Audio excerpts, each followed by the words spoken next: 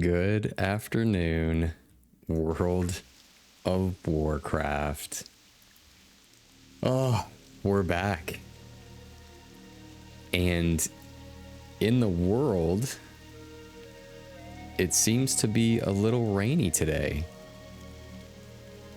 So we've got this nice... Hey, what up, Lunar? How are you doing today? We've got this cozy rain. We're inside this nice little night elf inn. We've got our water. We've got our warm tea. And today, to even add to the mix, I have a nice heated blanket on my lap. So we are just chilling in this cozy space today. And I'm so glad that we're back. Another day to quest and just see the world for what it is here in the world of Warcraft. So let's see what's going on. Let's start with the boat wreckage. Remember we left off. Well, actually, let's just read the quest again, just to kind of refresh our memory from last week. So with the boat wreckage, we're returning to Feathermoon Stronghold, which we are there right now. And we're going to show Ginro Hearthkindle the discarded knife that we found. Now, we found this knife in some boat wreckage, which is the name of the quest, right? And remember when we dug through the boat wreckage, there was something lurking near us. And when we recovered the knife, that's when I believe one of those water elementals jumped out at us and was lurking in the depths of the water. So let's read this quest again to refresh our minds and get us caught back up with where we're at. So we run our hands along the mud. Our fingers graze the handle of this knife. It looks well cared for, and it might be safe to assume that whoever was on the boat might have lost it. Perhaps the large chunk of the missing boat might have something to do with the loss. You grab the knife, remembering that Ginro Hearthkindle and Feathermoon Stronghold instructed you to return to him with any found clues. And this is where, when we are going through the boat wreckage, we get the feeling, however, that we are not quite alone in the water. And that's when that water elemental jumped out at us. So now that we have that knife, let's head back to Ginro and see what he has to say about this knife that we found in the boat wreckage. And I believe he is up here. Oh, yes. I am listening. Ah, welcome back, Parzival McFly. Well, thank you. I hope that you were able to uncover some clue as to Rashal's ultimate fate, as tragic as that may be. Farewell. Interesting. I believe that this is Rashal's knife. You say you found it at the bottom of the water along with his boat? Well, just the knife's discovery might not be enough to connect this to Rashal's disappearance. We do, however, have an unconventional option available to us to try and learn more. Have you ever heard of what? Psychometry? Psychometry? Okay. The knife revealed. The Stronghold's resident druid, Quintus Jonespire, has some unusual skills. One of them involves psychometry. We're just gonna say psychometry. I'm gonna sound smart with it. The ability to reveal an item's history by touch. Don't ask me how he does it. I chalk it up to magic I do not and choose not to understand. I do know, however, two things. One, I've seen it work. And two, The bum owes me. There's always a catch with these guys. Take the knife up to Quint in his little tree. Oh, tree house here. And tell him for me that his Kalimdor Hold'em debt will be paid if he works his mojo on that knife. Man, did we ever leave Stranglethorn Vale and Booty Bay? Because now we are here in this beautiful, rainy, cozy day in Fairless.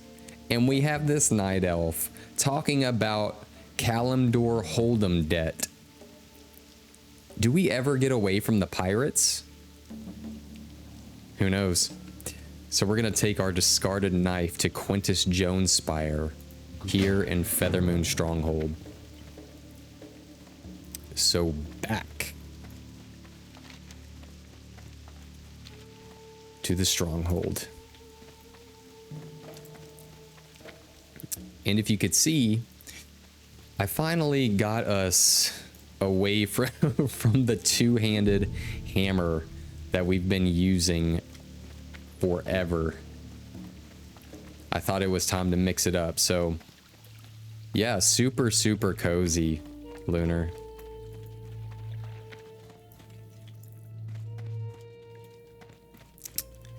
But yeah, I got us away from the two-handed hammer. I thought it was time to change it up. So we got us a nice two-handed sword that looks pretty cool.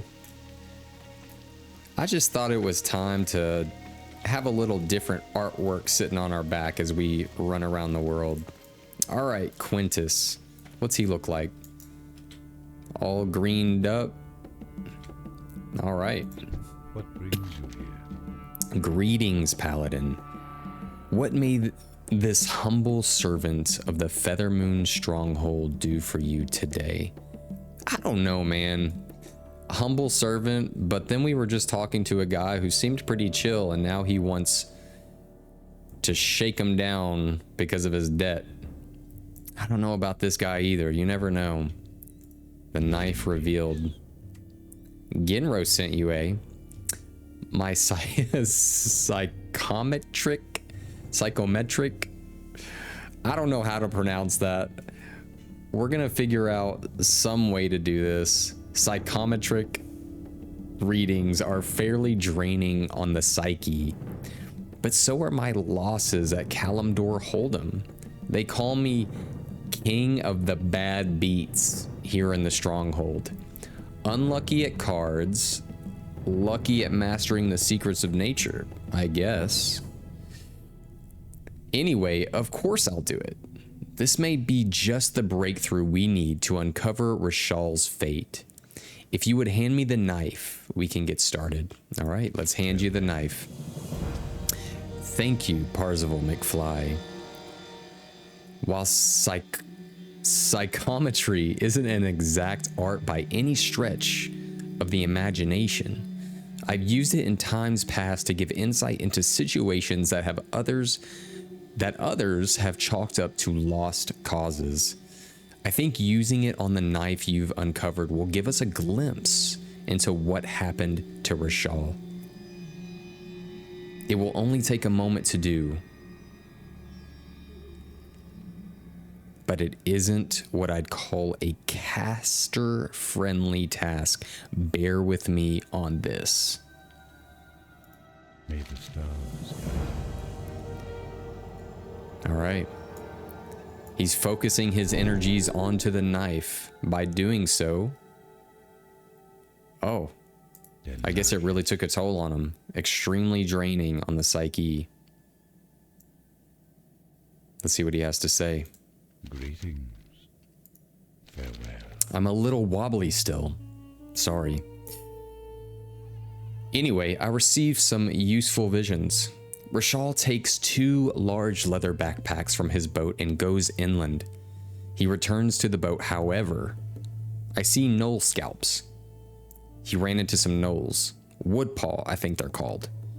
He's very worried, almost terrified about something. So much so that he is not paying attention to water elementals forming behind him. The images Stop there. I need to rest. Sorry, Parzival McFly. Tell Gin what I've seen. He needs to know. Good luck. All right. Good luck. Thank you. Look at this rain. I love to hear this rain. Just so cozy and relaxing. You know, the weather systems are so nice and welcoming in World of Warcraft. And I'm sure, man, I gotta turn up the volume just a little bit in my headset because I'm just loving this just rainfall, man. How chill is it?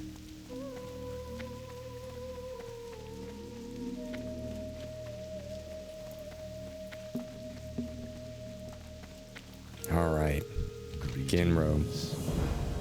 Thanks for passing along Quint's vision to me, Parzival McFly. I'll try to remember to be a little easier on him the next time we play cards. Rashal can hold his own in a fight, and gnolls aren't anything that would get him worried, nay, terrified. Still, maybe you and yours can act on this new information and make the breakthrough we desperately need. The Woodpaw Gnolls. Here, I'm just gonna bring up my stream real quick on my little iPad here so I can make sure that we are all set. Okay, I think we're good to go. So the Woodpaw Gnolls, our friends, the Woodpaw, might have gotten Rashal in the end, but something tells me that's not what occurred. Still, they're the best place to start looking. I wish I had clearer insight as to what to do, but all I have right now is search the Woodpaw camps. Go. I do know that gnolls will keep items they scavenge and fight over them. Maybe they ran across the backpacks Quint mentioned. I hadn't risked a head-on fight in past searches, but with Quint's vision on this, I say rip into them. All right. Search the Woodpaw Gnoll camps of Southern Fairless for evidence of the courier's belongings or the courier himself. All right. So searching for the courier himself, maybe. Let's see where that has us going. It said Southern. There's Yeti hides. I do know that we're going to get on the boats, though, of Southern Fairless. So probably, definitely over here somewhere. Oh, the Woodpaw Gnolls. Right over there. Okay. Well, we definitely need to get on our ship and head on over. So let's giddy up and roll on out.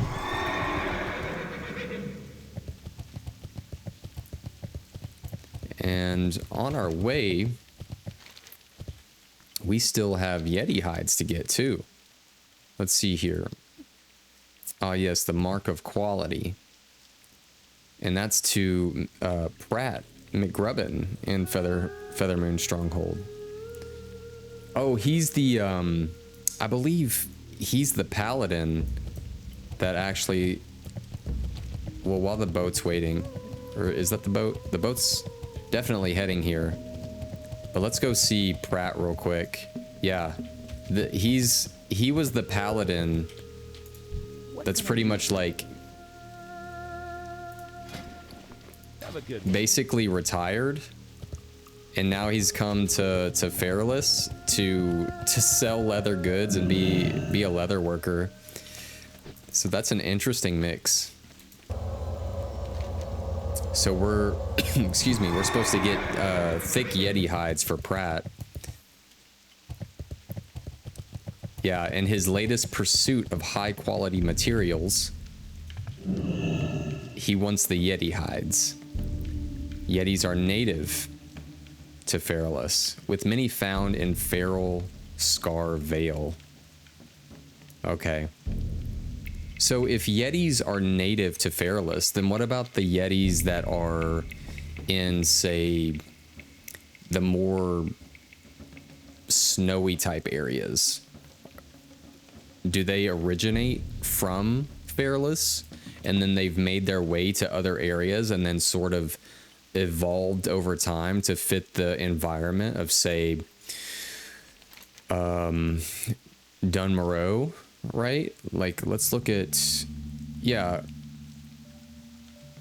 what is this over here? Coldridge Valley, because I excuse me, I think that there's actually Yetis somewhere over here, but I know that there's definitely some cold weather Yetis.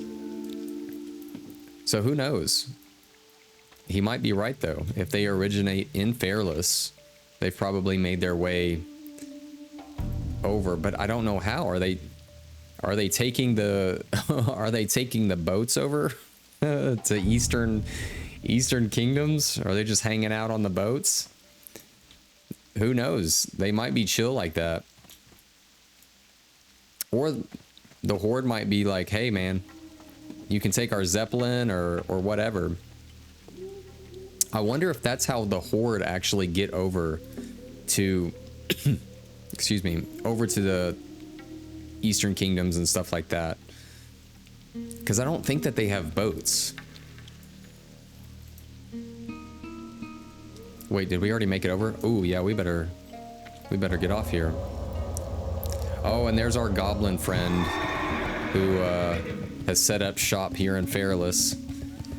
It's such an interesting thing that he decided to set up shop chilling in Fairless right by the boat, and there's literally nothing going on. Zorbin Fandazzle, which we have a quest completed, and this is where we zapped those elite giants and brought them down to size, and we're able to, I guess, get residue off of them when we like killed them from miniaturizing them. So let's give him the residue that we got here. Interesting. All right, zapped giants. Be good. Splendifimus. Not only am I glad to see that you've returned with the residue, but also with all of your major appendages intact. That is, well, there was never any danger in using the Ultra Shrinker, now was there? I do appreciate your effort on my behalf, Parzival McFly. Truly, you are a friend to goblins everywhere. Accept this as a token of my appreciation. Well, I don't think it's necessarily great for us, but we get nearly 2 gold from selling it. Cool, we're friendly with Gadgetson and with Ratchet now. Okay, and it looks like you can consistently redo those quests over and over again for maybe rep or something like that. And then it looks like we've also unlocked the ability to trade with him. I don't know if we could do that before, but I'm pretty sure most of this is for engineering. So you can buy snake burst fireworks from him if you want. That's cool. Okay.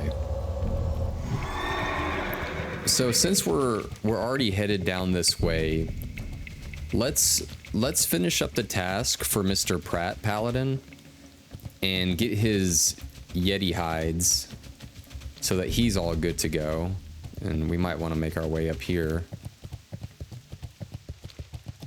And I don't think that we've gotten any quests just yet to even know what Dire Maul is about. I know that it's a relatively large dungeon out here consisting of, man, I want to say like 3 or 4 different wings. But I have no clue what Dire Maul is all about. Although I did see that there are some ogres in there that occupy the place. Which makes sense because there's a lot of ogres down here, right? The Gordunis? Yeah, those are also ogres. The lurking feral. I think we saw this earlier as well. In our last stream, this pristine Yeti hide repeatable thing, but I don't think that there was anyone there when we made our way over here. And it looks like there's nothing there again, but regardless, let's buff up real quick, and then let's throw on a sharpening stone on our Drake Fang Butcher. You know, it's kind of cool. We're at that point where like we're getting some gear from dragons. Like we have our Drake Fang Butcher sword.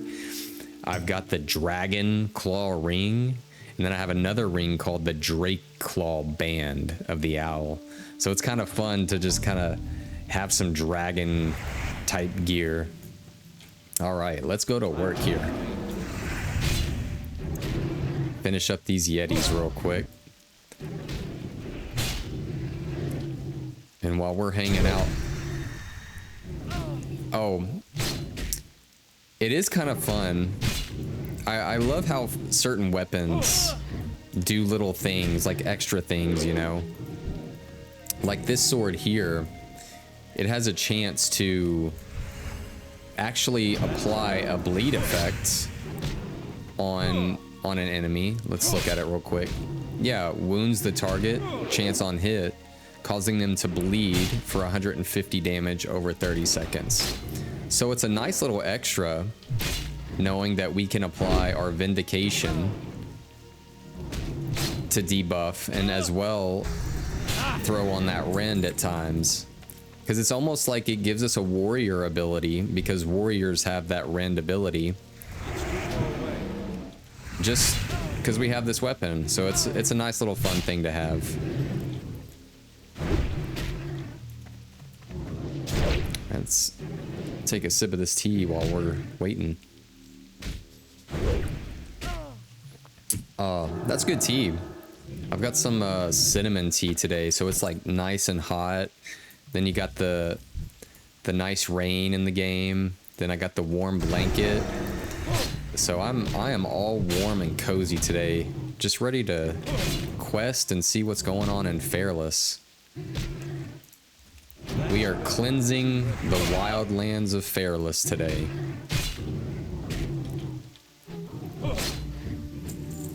Okay, so we only need one more Yeti hide. I'm out of range.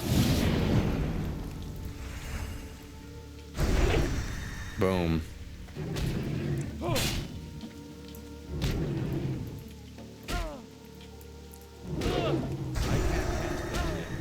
This might be it. Nope. I gotta try our fingers crossed method. I'll do it when he gets low health. See, there's our Rend. It applied it. Chance on hit. All right, fingers crossed. We get the Yeti hide. Dang.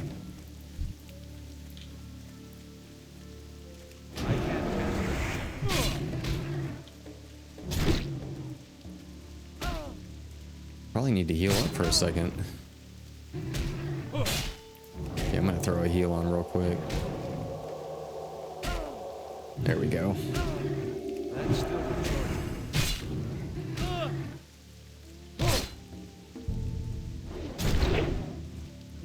All right. Still just need one more, it looks like. Might have to get... Oh, yep, forgot about this area.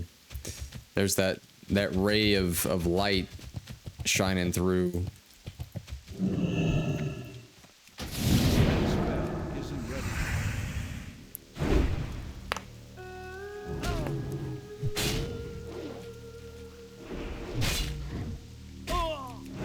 At least our two-hand sword skill is going up a little bit. We've been using that mace for so long. I really had to work on the two-handed swords, because when I picked it up, I think my skill in two-handed swords was only 99, which with our level, you know, let's see where it's at right now. Yeah, we're up to being able to do it out of 265. So as you can imagine, I've been trying to work on getting our skill up so that we could basically still hit things. Because when I picked up the sword, like I said, I mean, our skill was only down to 99 out of 265. So it's been a while since we've had a two-handed sword. Because I believe... No, I can't remember. Because we ended up getting that paladin weapon around level... I think around level 30 or so. And then... Yeah, I can't really remember. Basically, we've had two-handed maces for a while. Because let's see here. Axes, two-hand... I guess we had a two-hand axe at some point. But yeah, we've been using two-handed maces for a bit. Let's heal up real quick. Man, these Yeti hides... They said no today. It's too far away. There's another little ray of light shining through. It's almost like the light is shining from within the tree.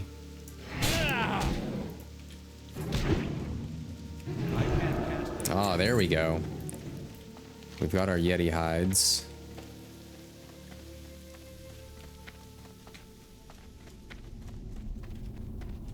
Now we have all of these Gorduni ogres to lay waste to. Let's see what this is about. A high wilderness. So Angelus Moonbreeze wants us to kill these. I believe she is also located in Feathermoon Stronghold. So let's refresh our memory on this quest real quick. So although it is dangerous, Troyus and I have been investigating the ruins that cover the forests of Fairless. Lately though, Troyus has been going on his own to the high wilderness. And I really worry about him. The Gorduni ogres have taken over that area, and they don't take kindly to anyone that enters their territory. I was hoping you might be willing to travel to their ruins to the southeast and clear out some of the ogres. Make it a little safer for my Troyus, and I will be extremely grateful. So we're going over here to lay waste to some ogres so that they can be a little safer while they investigate the ruins.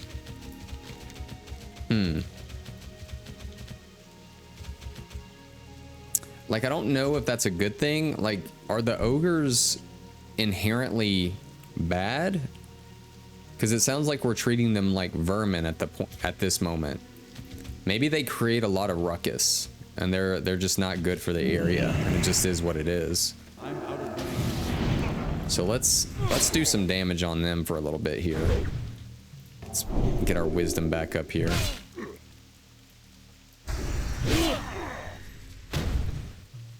These are pretty big dudes. Yeah, I definitely think that these guys should be on the horde. They would be really fun to do. Well, wouldn't it be neat if you would be able to actually customize it to where like your character had two heads? That would be crazy. Like if you were to play an ogre, you could have two heads if you wanted to. That would be kind of fun.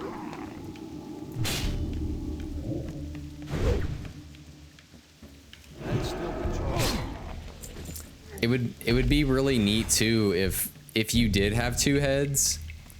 Somehow maybe maybe there would be like some pros and to cons in having two heads. I know that that gets a little bit down the road of like maybe too intricate, but it would just be fun.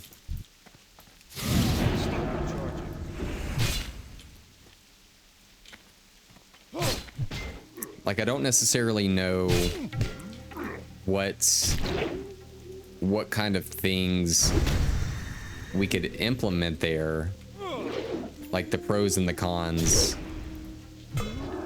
but it would be fun.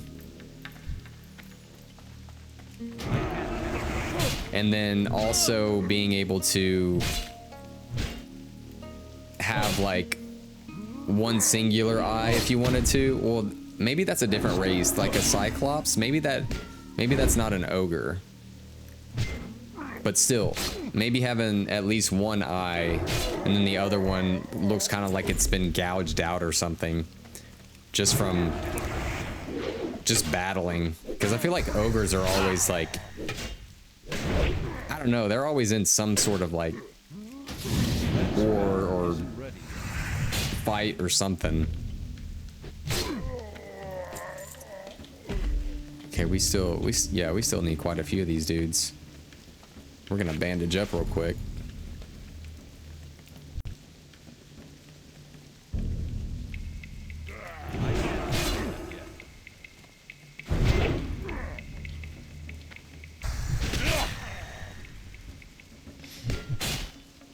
Yeah, I'm glad that I got the sword.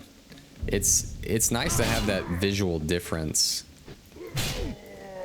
Kind of makes things a little bit more fresh.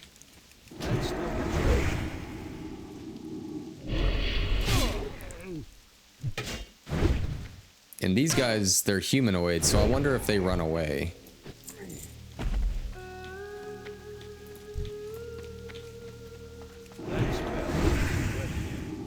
Ooh, we're gonna try that out. Oh yeah, see, we got repentance.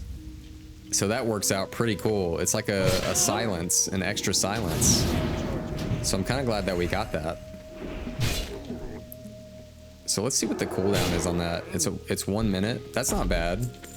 Compared to our Hammer of Justice. Okay, Hammer of Justice is also 1 minute. Excuse me.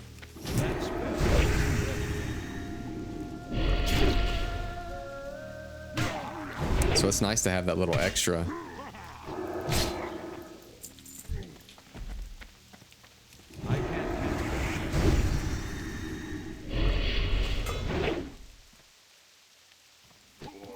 Yeah, these guys are humanoid, but I don't think that they're running away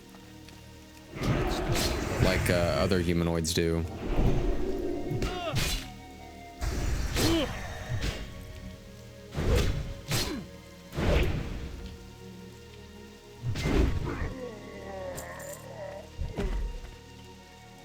I wonder if the ogres ever learned how to do blacksmithing and certain other trades to be able to make armor and weapons. I bet they did. They seem like a very warring race, so I feel like they may have learned the art of like weapon and armor making, but maybe on a very crude level. It's too far away. That spell isn't ready. Because they obviously have learned to make like very oversized weapons like this staff. And like these giant hammers they have too. Okay, we only need one more of these warlocks. I'm actually surprised. I need to get closer. We've been taking out these guys a little faster than I thought.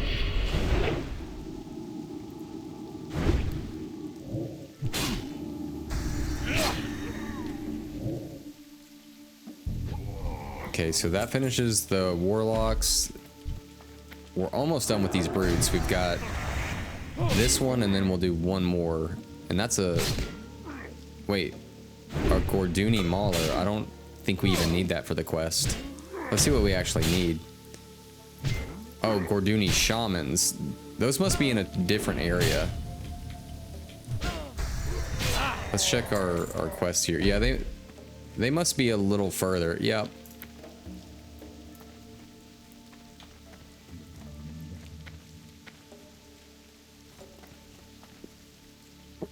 Man, I haven't had cinnamon tea in a while, and it is just so warming.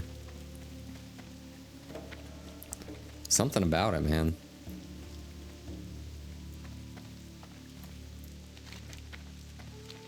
Let's get on our mount. It's a little further than I thought. Got some bears over here.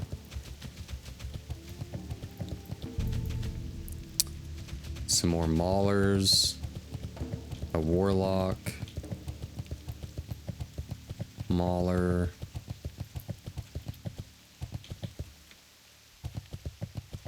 More maulers. A lot of maulers. More warlocks. Huh.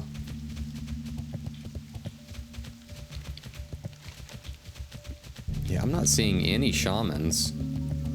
A mage lord. That's crazy. Battle master. Yeah, I don't see any shamans.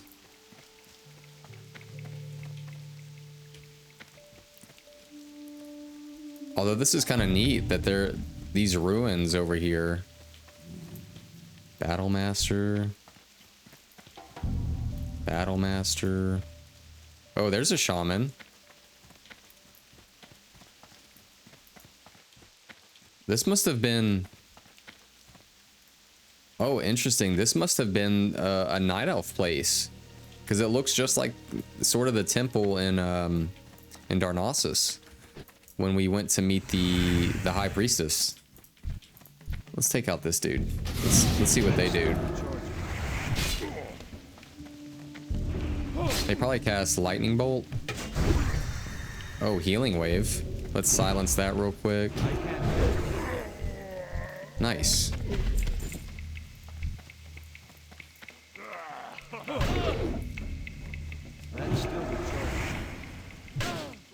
Yeah, that is a giant stick.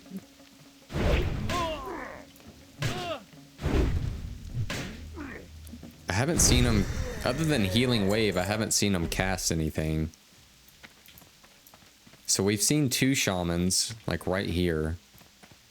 Oh wow, there's a warlord. So they definitely know how to make armor. Those guys are geared to the teeth. So we can't mount on those things.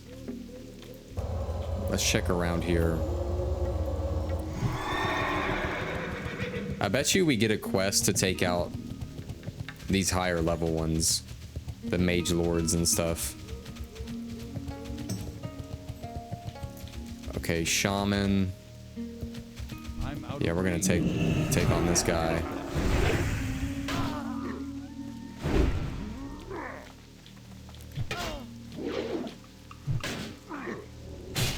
Yeah, see, I just see him casting healing wave.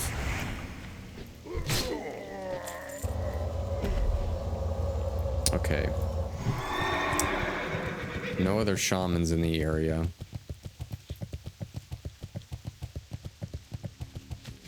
Let's try to move around here. Make sure our mining fine minerals is on real quick. Oh. Dropping down. Can we get up here? Let's see here. Yeah, there we go. Mage. Yeah, these shamans are a lot more spread out. Not as easy to find. Let's see, is a lot of warlords. Yeah, a whole lot of warlords.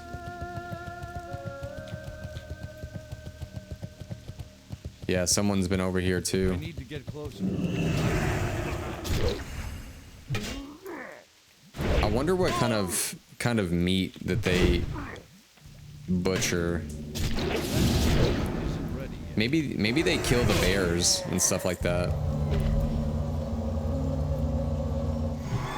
got a battle master. You definitely got to be a little bit more strategic over here. Oh, here we go. Yeah, it's picking up just a little bit. Let's hit repentance on that guy. Yeah, I'm glad that we picked that up. That's super nice. It's too far away.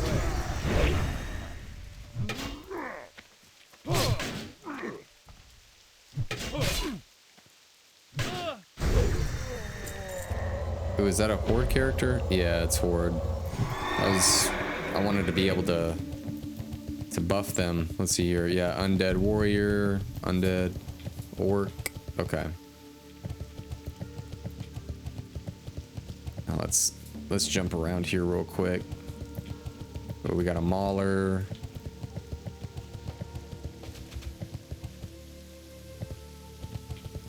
A mauler. Let's see what else we need.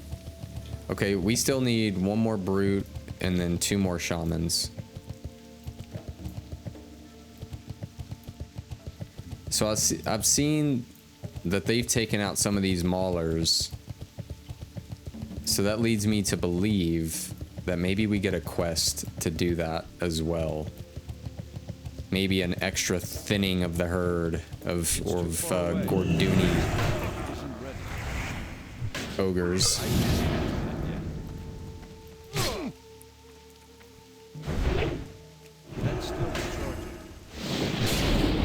Okay, so they cast lightning shield.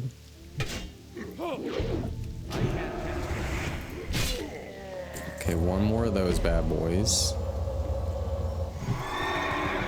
Warlock.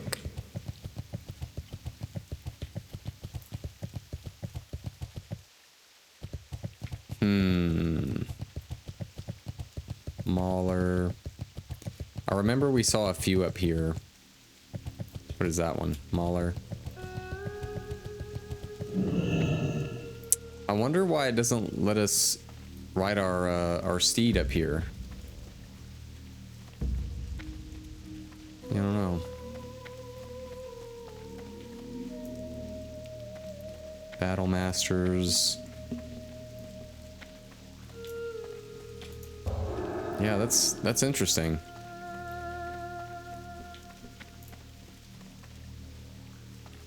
Yeah, I guess we're just gonna do a circle. Just running in circles today.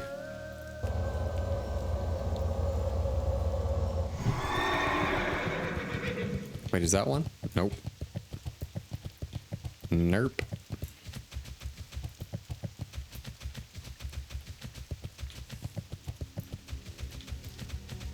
Mage.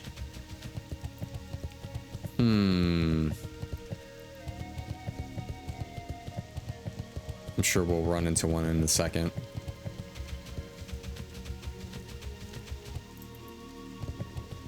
But I know for sure I don't want to ride up on those ruins again, since we can't actually mount there. Is that a shaman? Oh. Nerp. Man, a lot of warlords. Yeah, they're killing those for a reason. For sure. Oh man, there was a shaman there.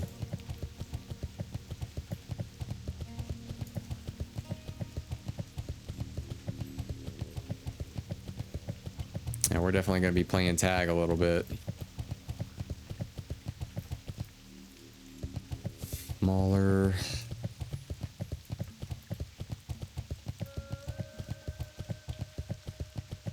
Another mauler.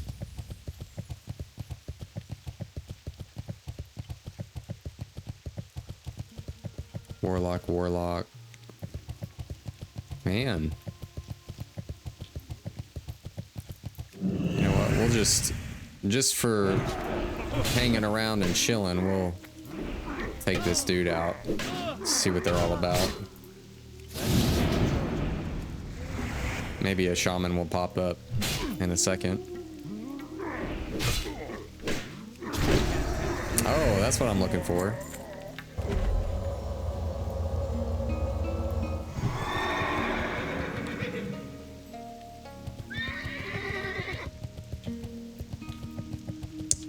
Let's see what the mage lords do. Okay, they cast fireball.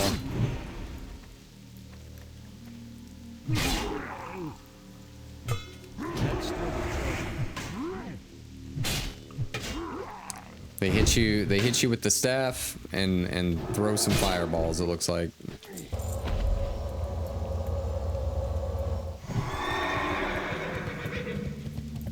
Man.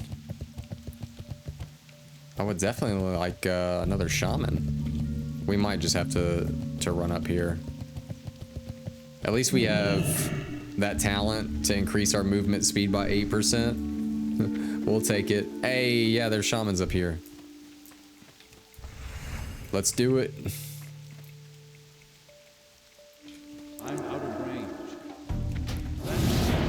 All in.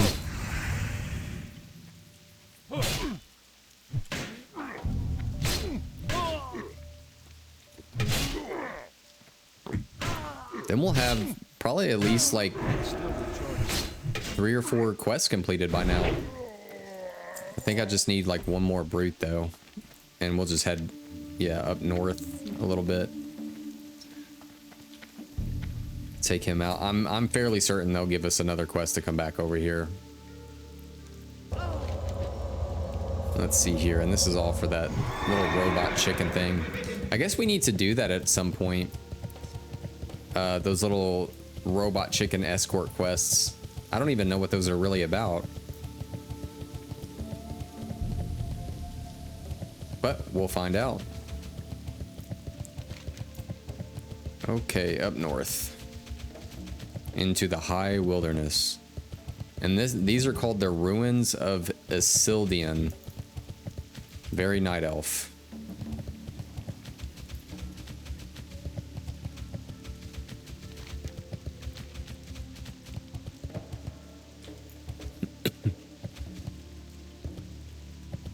There should be plenty up here.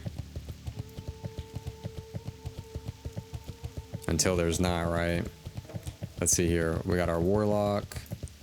Warlock. Oh, we have somebody up here. Also, another horde character. Okay. Yeah, it looks like they've been clearing house. So we might have to wait a second for these brutes. I guess while we're waiting, we'll just take out a warlock.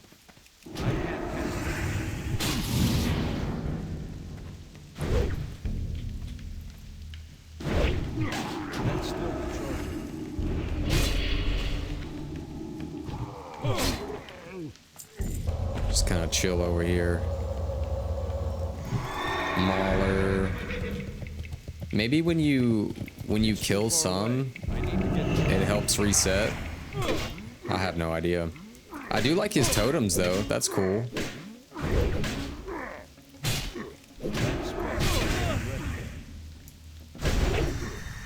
Boom.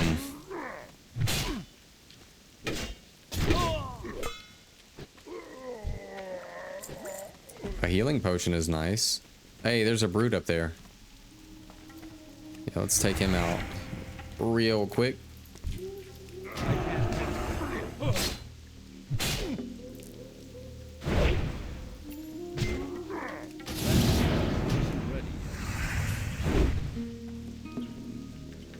I'm digging on these tattoos. That's definitely something else that I think would be a really fun thing to customize your character with is all these different tattoos they have. Okay, let's check our map real quick. So we did all of the Gordoonies here. And look, there's Kindle Moonweaver. I guess we need to see what's up with her again. Because we got the quest. Remember, we went to Darnassus to let the High Priestess know that Kindle and then her partner, expeditionary partner or whatever, are completely safe. And they're doing all right. But, excuse me, now we have another quest it looks like to pick up from her. And I bet they're still over here, just kind of huddled outside of this Taran compound. Yeah, the Grim Totem Tarans. Because we helped release the captured Sprite Darters, and then we took out a lot of the Grim Totem forces for them. So let's see what their names are. Yeah, Kindle and then Jerkai. Or Herkai, whatever. So let's see what Kindle has to say. Oh, hello again, Parzival McFly. I'm so glad to see you again. How was your trip to Darnassus? Well, it was good. It was a long trip, but it was nice. Well, you'll be happy to know that we've made quite a bit of progress while you've been gone. We even saved a nest full of eggs. Unfortunately, the mother died before we got to her. Say, would you want one for a pet? They look to hatch soon, so they'll need a good father. What do you say? If you're really interested, take one of the eggs to Quentin at the racetracks in Shimmering Flats. He'll tell you more. Okay, we need to speak to Quentin in the Thousand Needles. That's cool. So we got an unhatched Sprite Darter egg. Very cool. So we'll be traveling to the Shimmering Flats to with that egg. So let's go over here. Oh wow, this is a trip, isn't it? Well, shoot. Let's make the journey. How can we get over there safely? Guess we're just gonna keep rolling through. Yeah, we're gonna. Excuse me. I guess we're gonna head to the Shimmering Flats real quick. That'll be a nice little adventure. Or should we stop by? No, we'll head over there. Let's see what the Shimmering Flats is all about. Because I've only done one quest over there, and that was for... What was that for? Zul'Farrak dungeon, where we could get our carrot on a stick, which increases our mount speed by 3%, which is a nice little handy thing to have. Oh, that is a horde compound. How do we get over there safely? You know, I think we might have to wait on this one. Unless, can we get around easily? Yeah, I think we can. Yeah, because I was gonna say we might have to wait and just take a flight path over there, but we should be okay. At least now I know that we can get around this north side and be okay as an Alliance player. Because I am not trying to die. Not by these dudes. Man, yeah, that is a nice little journey. We might have to, you know what we'll do? We'll probably fly to Gadgetzan. Yeah, I think that's what we'll do, because that's a long ride through there, and we'll try to cut down on the flight time, or on the travel time.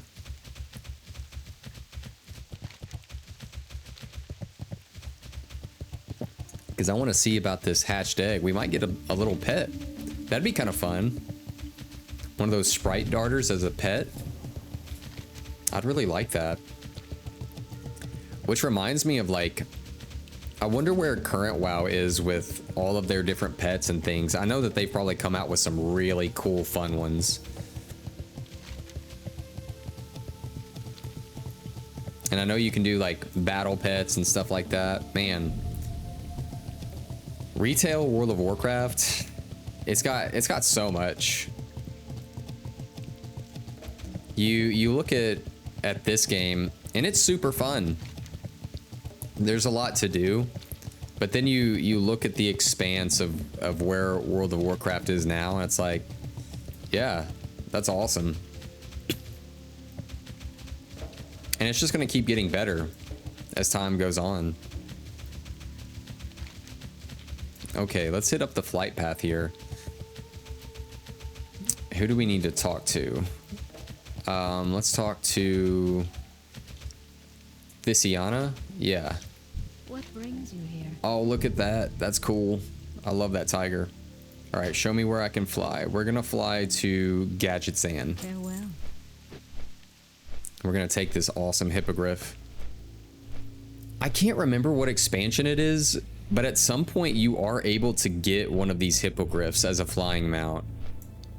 I feel like I had one at some point. Maybe it was Wrath of the Lich King. I honestly cannot remember. But it was really, really cool.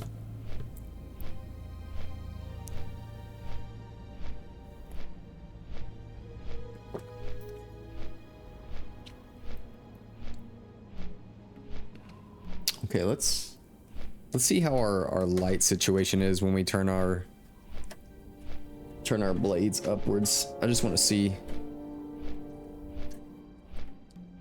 Yeah, I feel like that might be a little bit better for us today. It's like different times of the day, like the sun's out. It's like blades up, good. Blades down, good. You just don't, you got to go with the sun. I feel like I'm running a sundial here. Let's see what our, maybe a little extra boost on some lighting here. All right. This place definitely reminds me of Arizona or something like that. Yeah, Arizona, Sedona area. It's got that vibe, like the red rock and everything. And then we hit the Shimmering Flats, which is just like no man's land.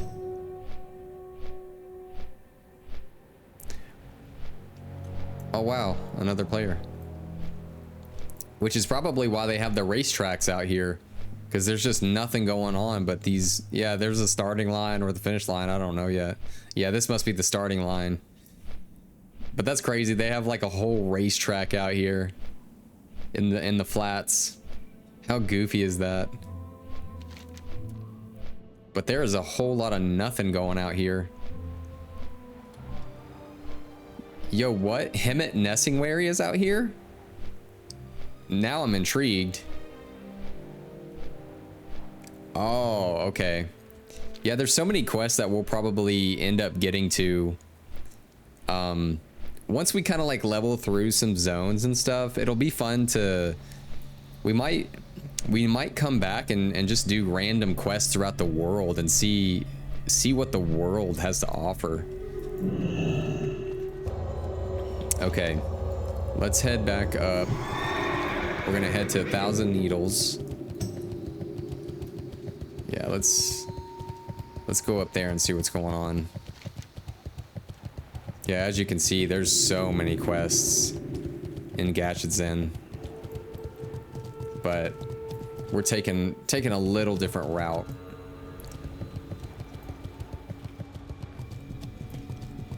Where do you all think I should quest next? Because we're level 52. Not that level necessarily matters. I mean, it matters some, because obviously there's certain areas we probably won't be able to quest. Yeah, kind of like Winter Spring, it's like level 56 stuff. And then what do we got over here? In like Eastern Plaguelands. Some of those are orange. What about Western Plaguelands? Yeah, we got a couple yellows over there. Oof. Yeah, a couple yellows. We might have to hit up Ungoro Crater, but that one also looks a little testy. Yeah, we'll see. We'll see what's going on. All right. Yo, check out these race tracks. How cool is that? Wow. Race Master. Kronkrider. Yo, look at... This must be one of the race cars. Look... Wait, no, it's not. Let's see. Or are these the... Oh my gosh. It's like a pod racer from Star Wars. Look at that. They have like the rockets. And then they're on like the little chariot type thing. That's 100% just like a pod racer. That's hilarious. I love that. How fun is that, dude? And then they have like extra rockets and explosives and stuff. Yeah, and this looks like a little car with the explosives on the side. That's so funny. Is this what they fuel it up with? This like forbidden fuel right here that looks like poison. Wow. A goblin crewman. That's so funny. I love this. Let's check out like the seating. This must be like a certain team right here. And then a certain team here. This must be maybe like the Alliance side with like the gears. And then the wrenches and stuff is very goblin-esque. Okay, let's see what Quentin's got to say here. Okay, an orphan looking for a home. Well, why hello, Paladin. Don't let my location fool you. I'm really not here for the races. As entertaining as they may be, I'm actually here in Thousand Needles, investigating all I can to find out how salvageable the land is. It has become my crusade of sorts to revitalize and replenish the area with new, fertile soil. Interesting. I guess that's what night elves like to do, is just like create forests and plant life everywhere. So perhaps I'll find there's a water source nearby. Tell me, you haven't noticed how odd the transition between Fairless and Thousand Needles is. Strange magic was afoot when that happened. Ah, a Sprite Darter egg, and one near maturation, if I'm not mistaken. Remarkable you found one, let alone in this good a condition. They're rarely seen in Fairless these days. I understand there were various poachers in the area trying to capture and kill them for many reasons. Too bad, really. Such beautiful creatures when they reach adulthood. How did you come across such a find? Be careful. Also, I just noticed Race Master Chronic Rider yells, the race will start in 1 minute. And it's a gnome racer. I don't see any racers though. They might just be rolling around here and we can't see it.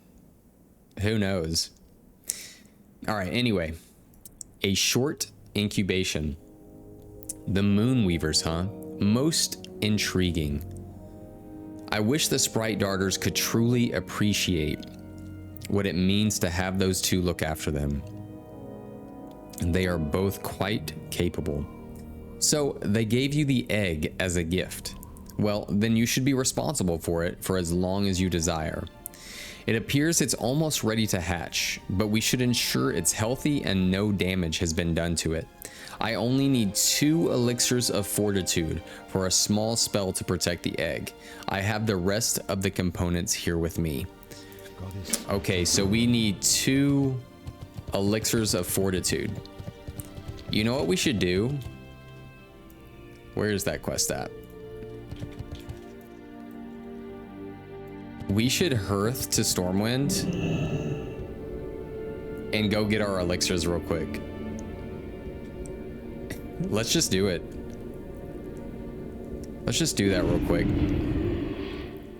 Okay, let's hit up the, what is this? Yeah, the auction house. We'll do that real quick and grab our elixirs because this is a fun quest. I like this. Elixir of fortitude. Fortitude. Let's see here. So this is an elixir. We just need 2, right? Let me double check. Yep, a short incubation. So we'll buy, let's see how much. This is price per unit, 1 gold. We'll just buy 1 of these and then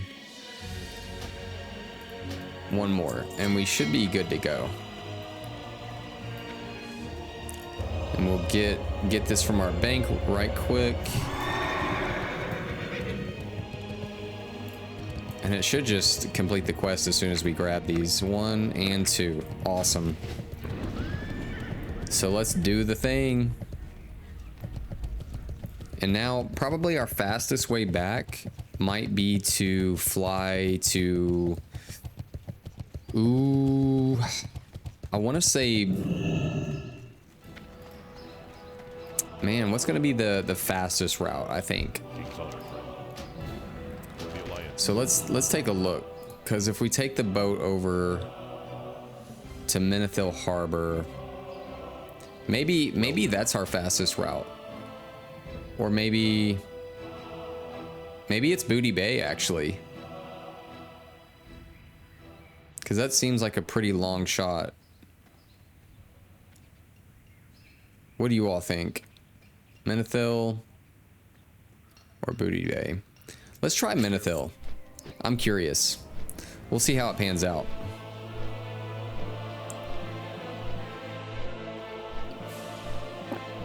Yeah, we'll see how that pans out.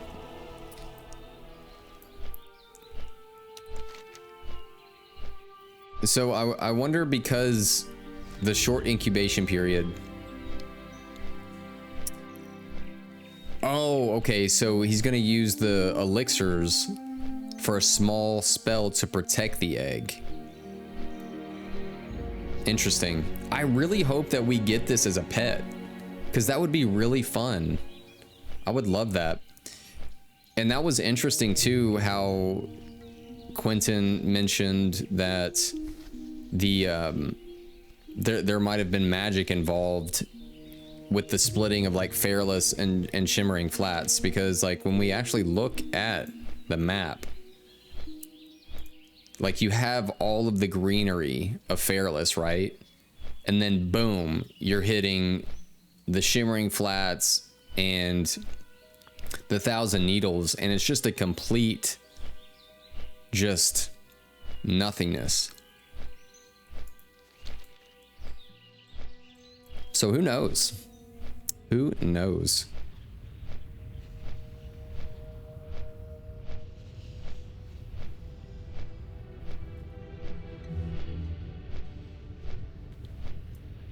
Ah, the good old Black Rock Mountains.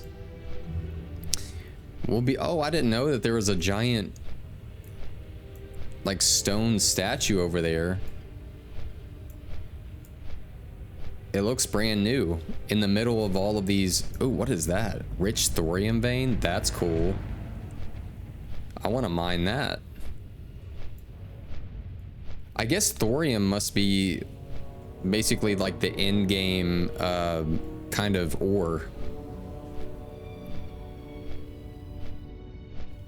because I've been seeing it a lot lately. And we ended up getting, for blacksmithing, Imperial plate bracers that requires thorium bars. So thorium must be the end game ore that you kind of need. And it's crazy, just to make one of these, right? It's, well, from what we see on the auction thing, or the, what is it, the add-on, it's nearly 4 gold for a stack of these, and it takes a stack just to make one.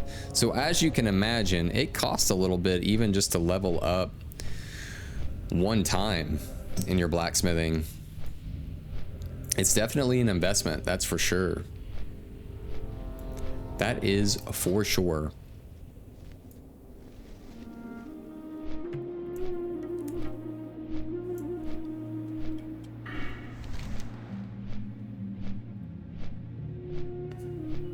You know, I don't know if this is any faster.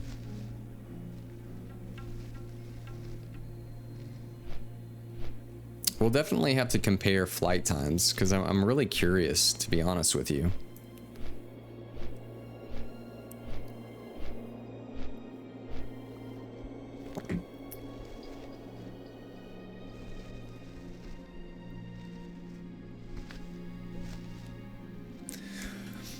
Also, I hope everyone's having a good Memorial Day. I know a lot of people are off work, and this is your day to relax and chill.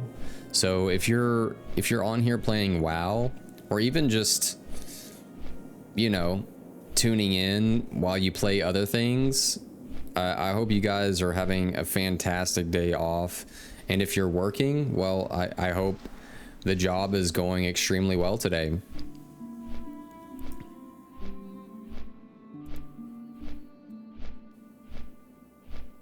Dun Moreau.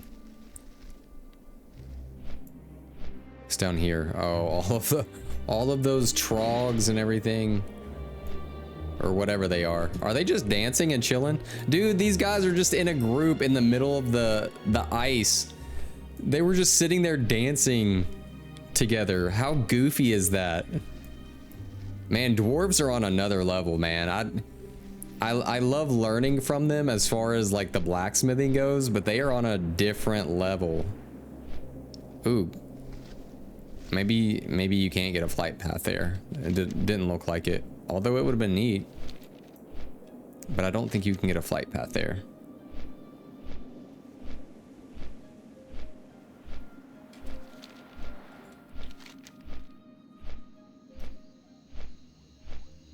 The Sovereign Imperative. Ah, okay. It's a PvP quest. Man, this one brings back memories when we were...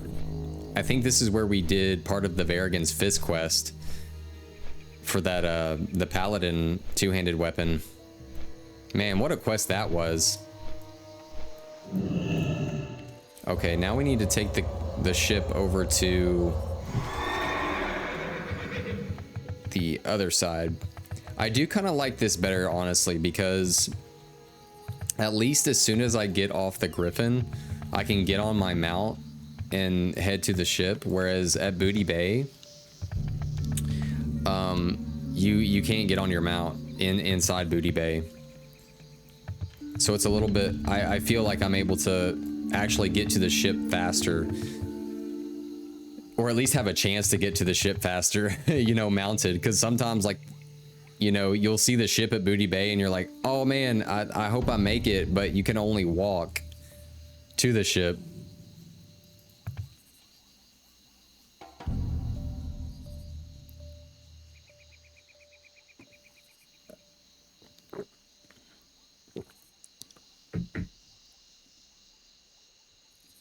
Ooh, let's check out this person. Oh, this person is a Grand Marshal. It takes some serious work to become a Grand Marshal, that's for sure.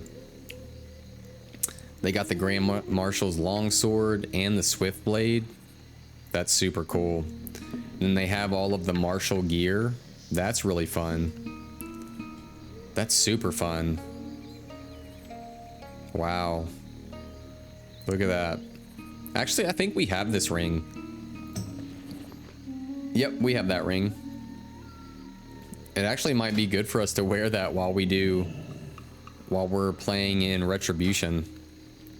Because right now I have like all my, well, it's pretty much, I gear for Protection Paladin, but while questing, we go Retribution. And we, I finally got a set piece, like a dungeon set piece. I'm so glad that we're getting to a level where we can get fun gear, you know, like dungeon set pieces and stuff like that. It's just a neat little thing. This dungeon set piece is for warriors though, but actually this piece in particular, I think is a little bit better than the paladin set piece of this kind, like of the wrist set, right? Because it gives us more stamina, and that's what we really want as like excuse me, as like a tank, is all that stamina. So that's fun. But we'll definitely get the dungeon pieces for Paladin too, which those are called Light Forge, which is such a fun little name for it.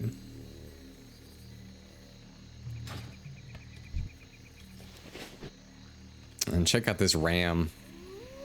Mounts are so neat. Uh-oh, those guys look like they're PvPing. Uh-oh.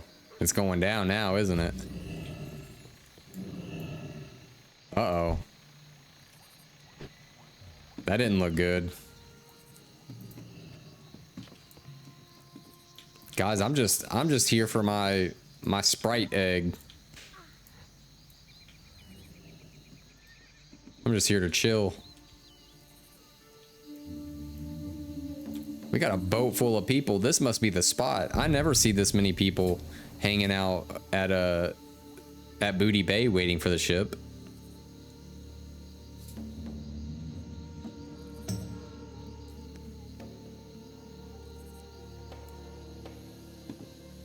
Yeah. Yeah, everybody's hanging out. This must be the spot.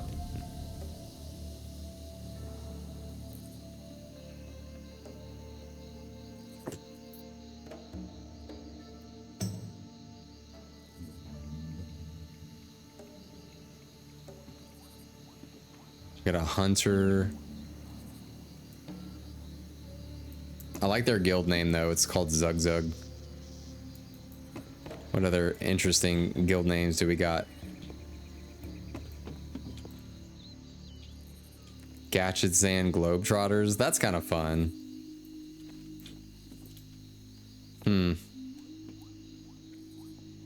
Murlocalypse.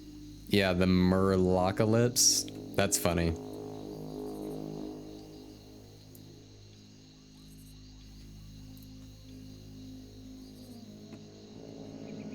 And we're out to the Great Sea.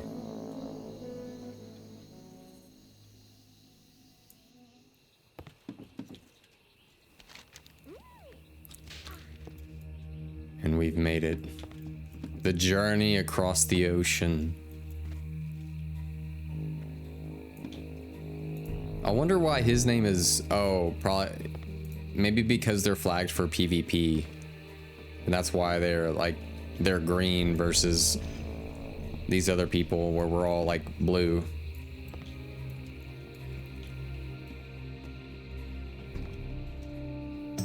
Okay, to the Theramore Isles.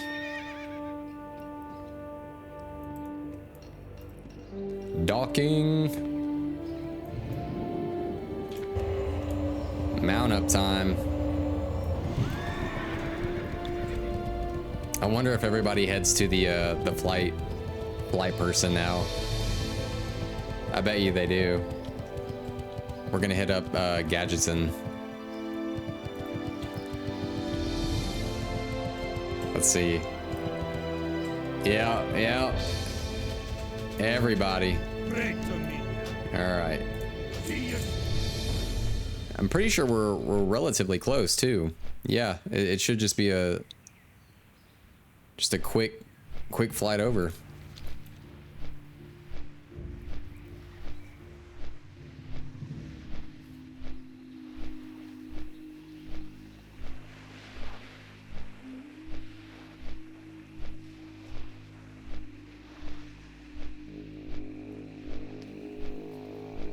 Okay. Just all three of us hanging out. Can I inspect them from here? I'm out of No. range. Is it? Yeah, that's funny.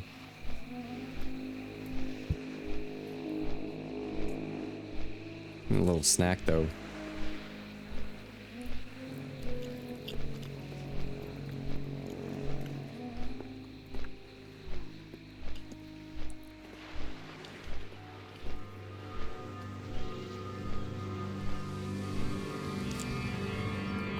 Man, that's good.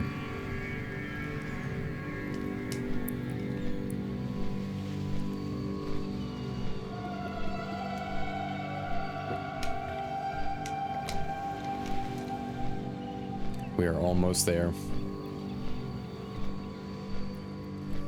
Almost. Because I'm really invested in where this quest takes us. It's so fun.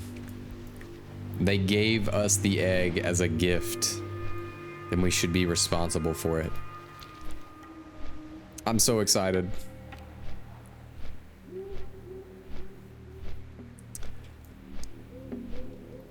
Please give us a pet. I'm actually curious as to how many different pets you can get in WoW Classic.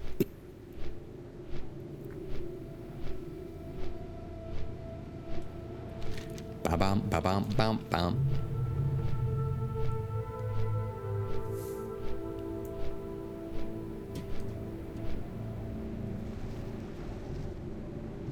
Man, Tanaris, it's got charm, but man, is it like, it's just desert. Just super desert. Alright, we finally made it back. Man, Hearthstones are so nifty. I'm glad that they put those in the game. It's a nice little way to travel back and forth. Although I feel like Hearthstones don't have as long of a cooldown in retail WoW.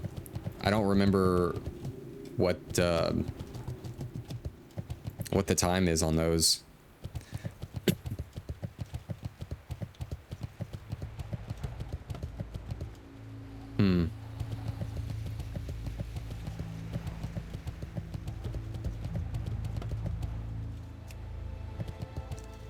We're almost there. Ooh, is that a... I wonder what's over there. It kind of looks like some ruins. Back to the racetracks. The Shimmering Flats definitely seem like at some point in history, it would have been like filled with water. Because it's just desert sand now. But who knows? And they're definitely mining for oil or something over here. They're pulling something out of the ground. Okay.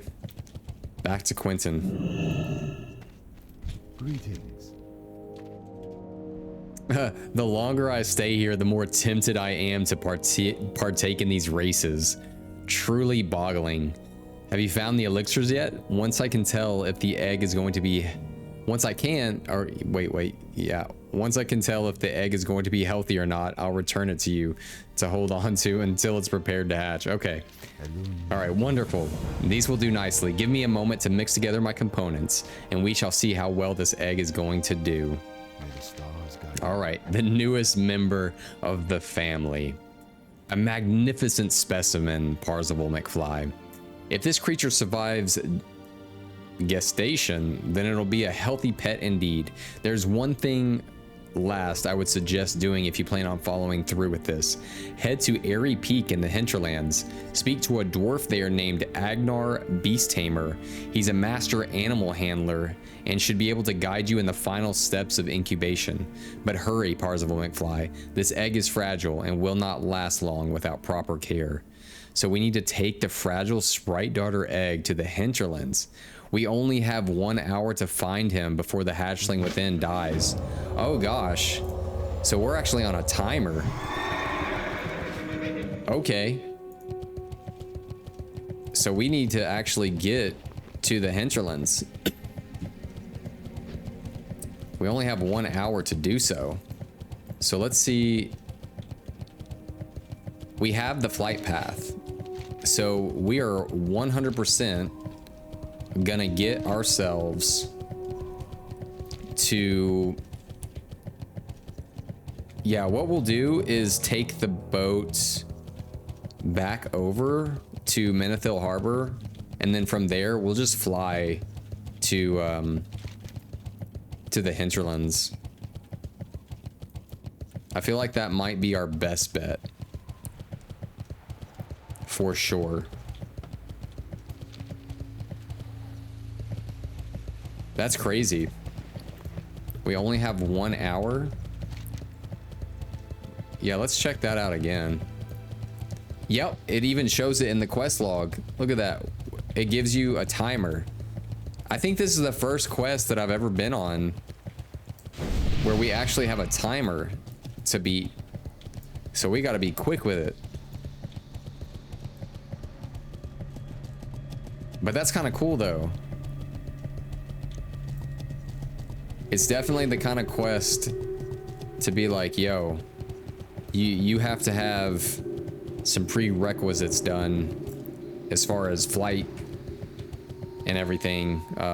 Flight paths ready to go. Okay, let's get to Theramore Isles, right? Ratchet. Yeah, we'll do Theramore and then cut across over. It's kind of interesting how, well, I guess it makes sense, right? Because Ratchet is farther away, but the boat from Ratchet actually takes you to the southern tip of Eastern Kingdoms, whereas Theramore is a shorter flight here, but it also takes you like midway through, or maybe even a little bit further midway in the Eastern Kingdoms. So, but it kind of makes sense because Ratchet is a horde area, or like neutral, right? Because of the goblins there. So they automatically are going to take you to the other side of the world where it's also neutral faction as well.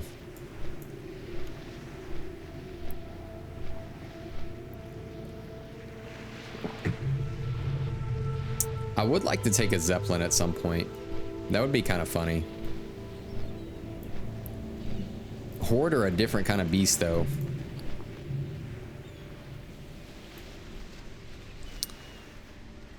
At level 53 though, we get a new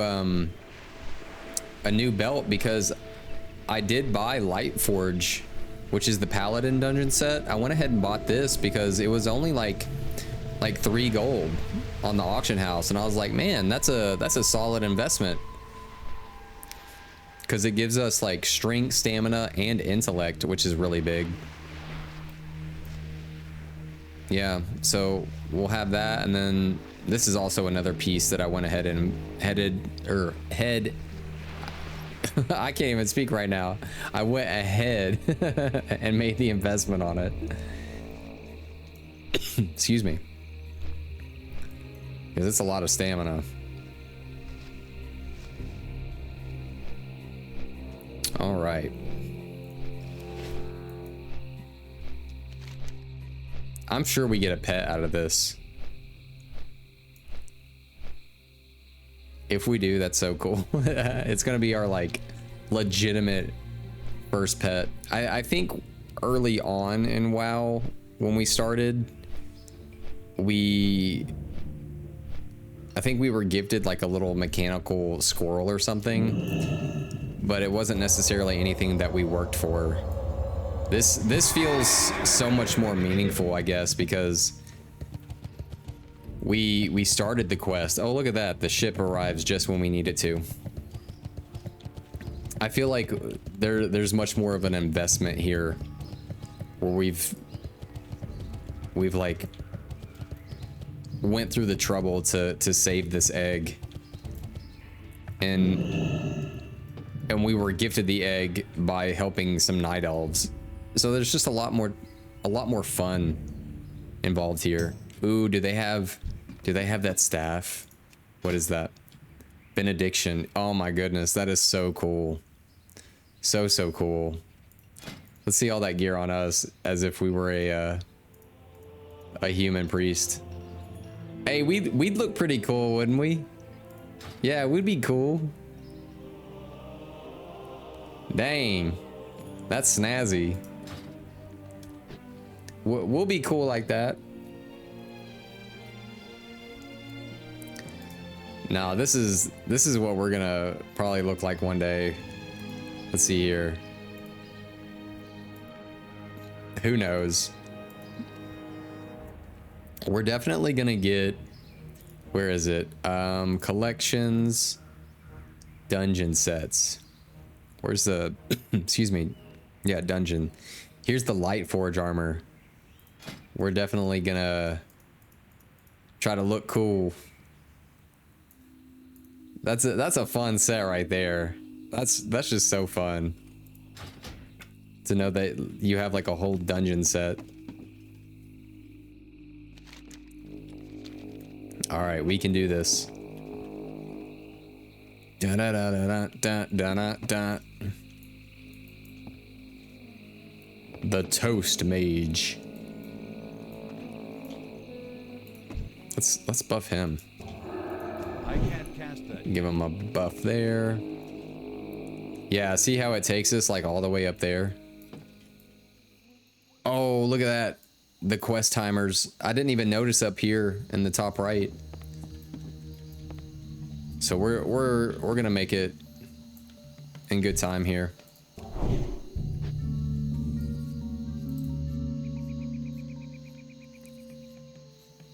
There is that little sense of like rush though, you know what I'm saying?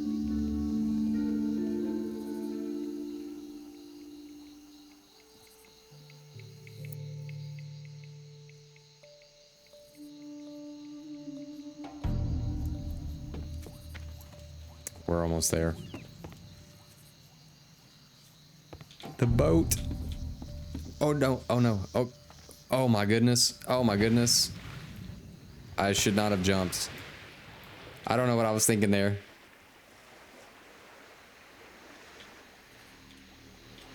Dang.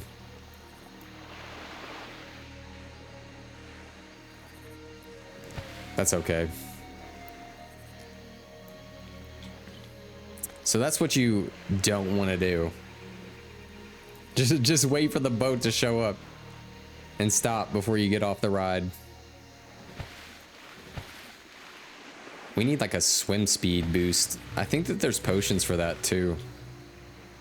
There might be.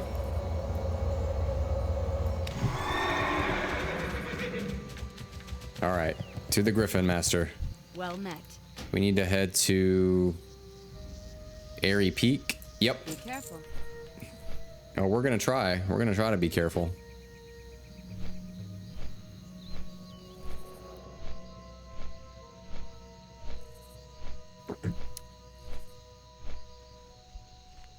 And is that a ship too? Yeah, that's a ship right here. Oh, they must be headed to the Night Elf area. Aberdeen.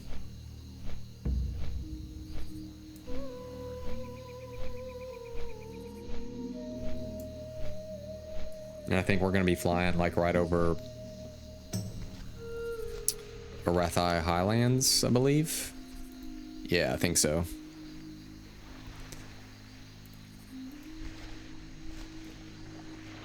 What's up here?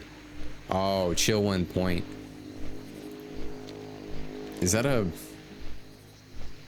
Yeah, we have a Paladin quest that I picked up in Stormwind that we're not gonna do just yet because it's gonna take us to like a spot that's like pretty... I think like the Eastern Plaguelands? Oh, Western Plaguelands. So we're not ready for that, but I was already in Stormwind and I was training my spells and everything, and I saw that we had a quest and I was like, wait, what? So yeah, we have a quest to go to the Plaguelands as a Paladin, but I don't think we're ready for that just yet. Maybe in a few more levels.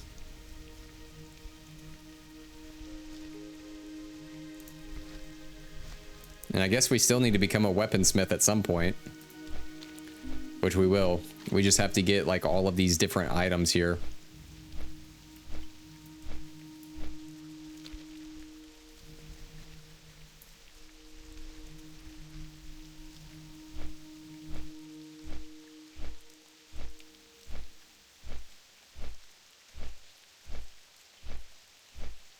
Oh, is this a horde area? No, those are syndicate people. What expansion was it where we actually ran Durnhold Keep? It was either... I don't think it was Burning Crusade. I feel like it was Wrath of the Lich King, where we actually ended up having a dungeon where we ran this. But I can't remember.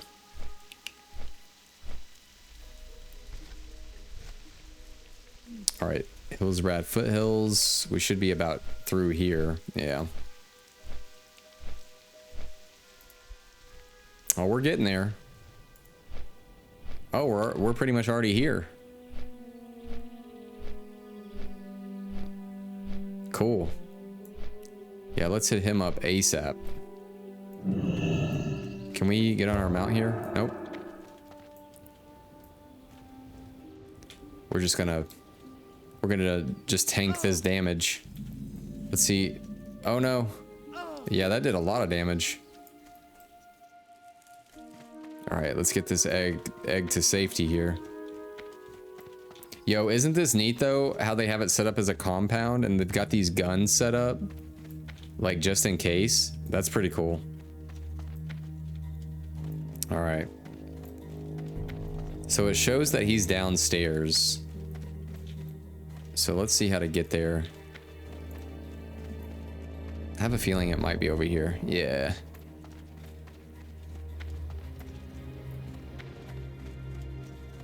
Oh, he's all the way down here. Okay, Agnar. What's on your mind? Greetings, Parzival McFly. How can I be of service to you? Be good. Well, well, well. I haven't seen one of these in a dragon's age. A fairy dragon, if I'm not mistaken. Looks to be of the sprite darter variety. Excellent. Excellent indeed.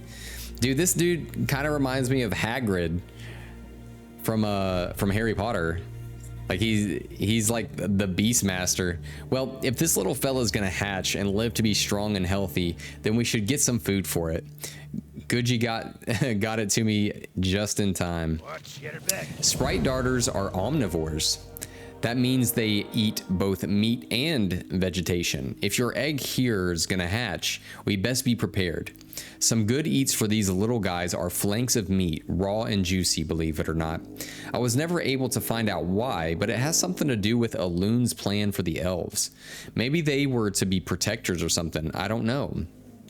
I'll take care of the egg for now. Why don't you give me some good Silvermane Stalker flanks for him to eat while he's hatched? Okay, so we need to get Silvermane flanks. Okay, so those must be like those coyote type wolves in the area. This quest has definitely taken us further out, huh? What's this dude got to say? Oh wow, a lot of troll type quests. All right, let's get back to our pet. Okay. Okay, so we need Silvermane Stalkers. Let's get to it. Hey, we ended up getting Darnassus and Wildhammer clan reputation from that. Is that a mangy Silvermane? So it has to be a Silvermane Stalker.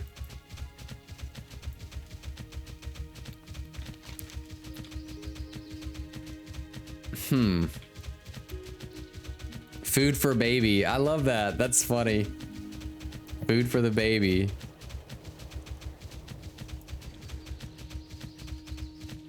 Maybe they were to be protectors or something. So maybe this little sprite darters were supposed to be protectors. That's kind of neat.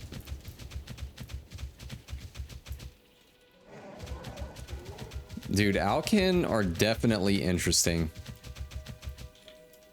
It's weird, but also cool that druids can be those if they go balance.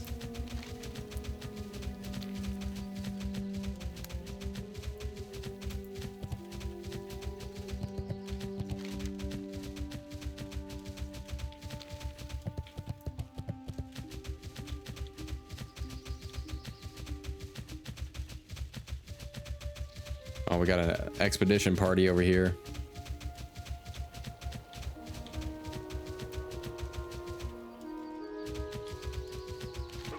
I think we're almost... Nope.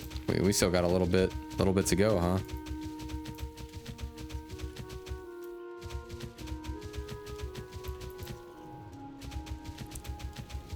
I think that's where we ended up getting the Zulfaric hammer. Silvermane Howlers. Yeah, it's taking us up here for sure.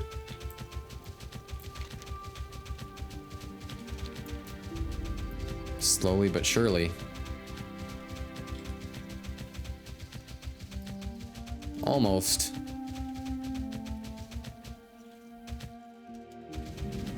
All right, I'm seeing some dead ones.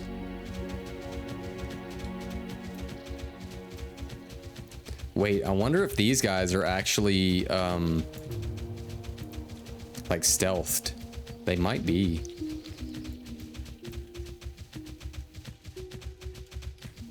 Yeah, they actually might be.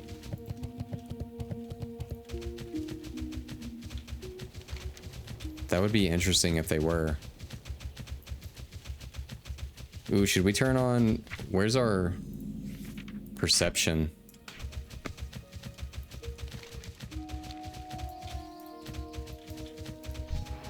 Yeah, they must be.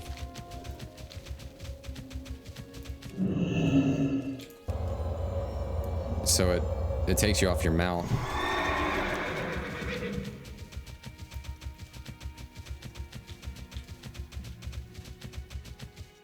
We're just gonna have to ride around.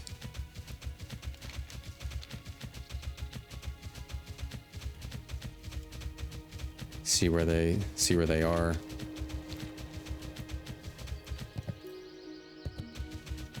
See one there.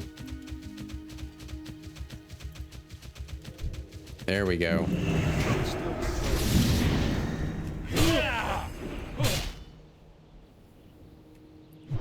That spell.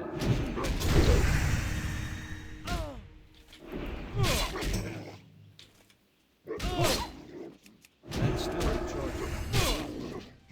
I hope he drops a flank. Oh, good, good. Especially with them already being... Hey, here's one here too. It's too far away. With them already being, like stealthed, like surely they'll drop one every time.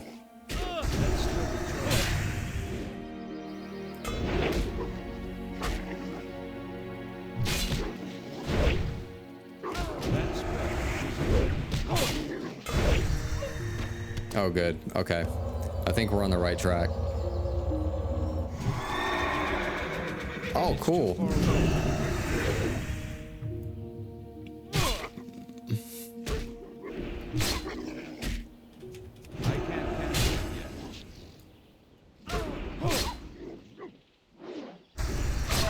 Yeah, these were placed just feet apart. Okay, we're almost done. We just need 2 more. Let's see if we can get lucky with another one around here. There we go. I'm out of range.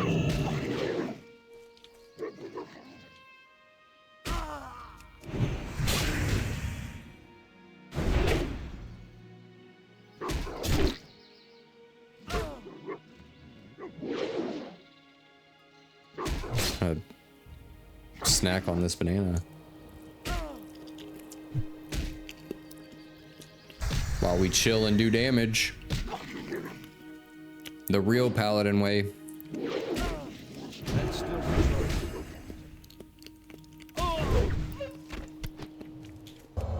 Okay, maybe it's not every time. I'm glad that it was though for the first 3. For sure.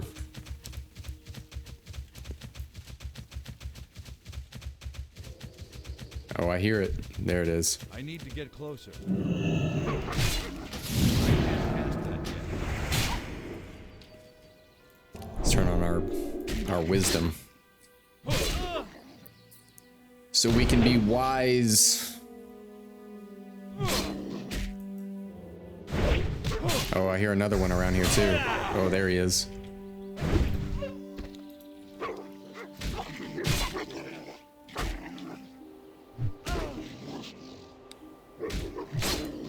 Out here in the hinterlands. Oh. That spell isn't ready yet.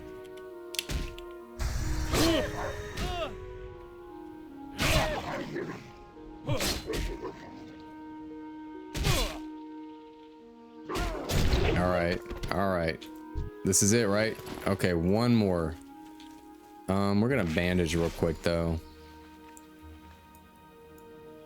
Our 2-handed swords are already at 250. It's pretty cool. All right, there we go. There's another one. That's still charging. And we got him dotted up, bleeding and vindication.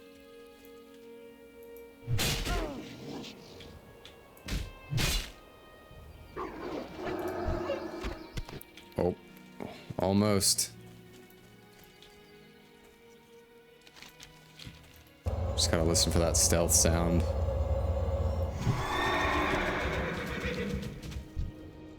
There we go. This one's it. Hey, there's multiple here. We're gonna take it on. I need to get closer. And just let Retribution Aura do its thing. That spell isn't ready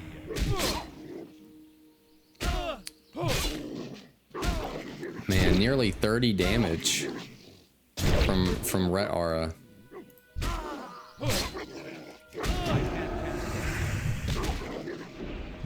A Razorbeak Skylord. That's cool. That spell isn't ready yet. Nice. We did it. Let's giddy on up and give the Sprite baby its food. Sprite baby.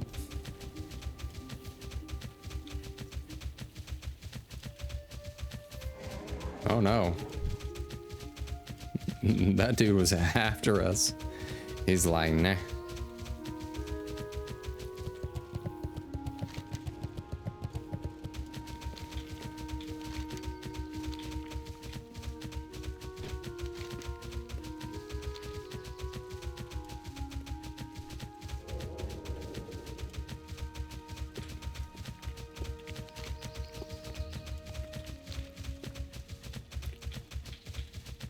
Oh no. I hope it doesn't knock us off our mount here. Okay, it doesn't. I'm always iffy on like the stairs and things like that. I always feel like it's gonna take us off our mount.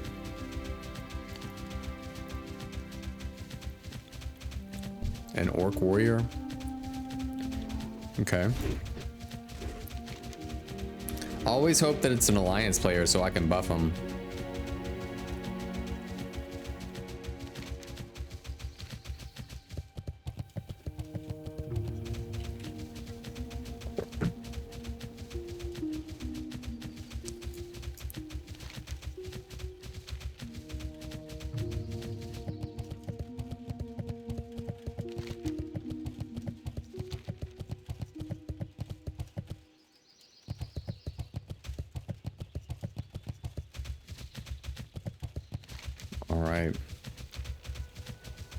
We've already been streaming for like, what, nearly almost 2 hours.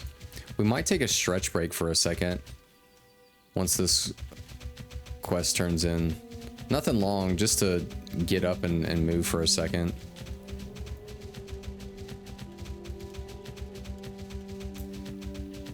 Sometimes I feel a little goofed sitting down for too long. Need to like just move or something.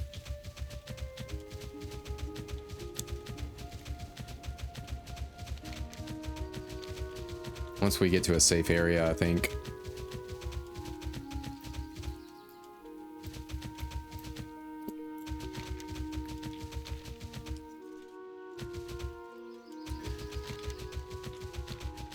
Okay, I think we're about safe.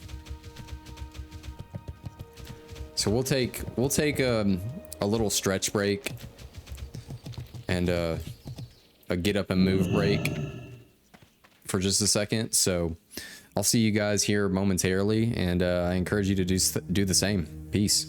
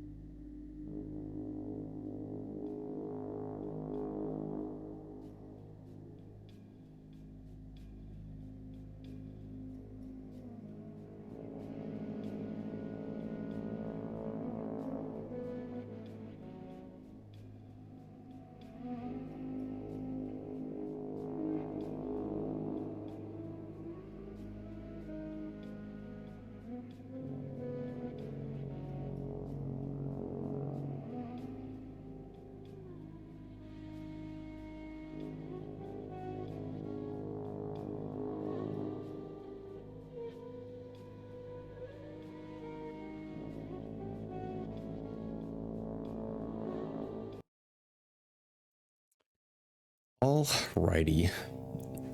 Feels good to just move for a second and not be like strapped down in the chair.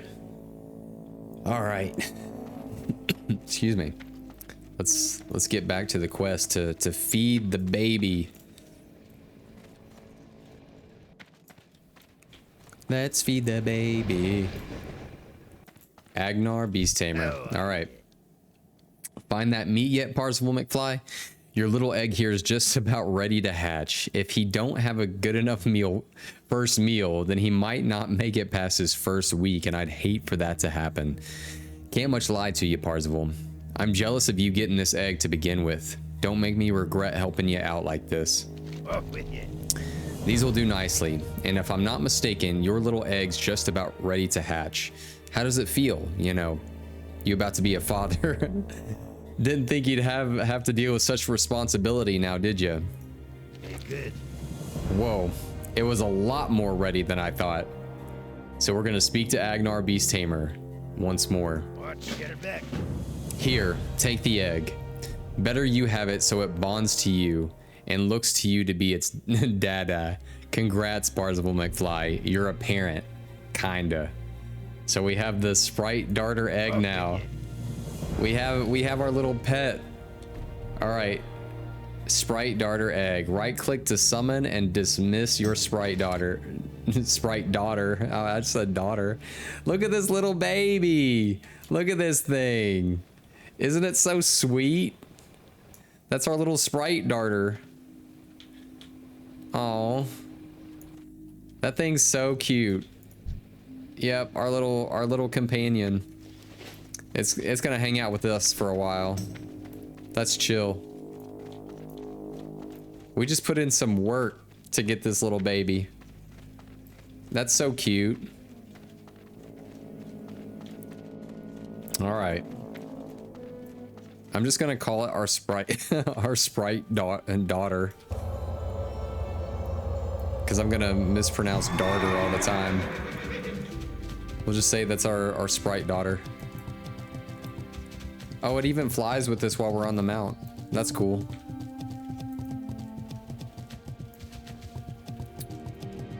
Okay, so from here, I guess we just head back to Fairless, right? So let's get our Griffin Master, and then we'll go to, yeah, back to, is there anywhere else that we can, yeah, we'll just head back to Menethil Harbor, and then we should be good to go. Well, that was a cool little quest chain that allows you to get a pet. That's really fun.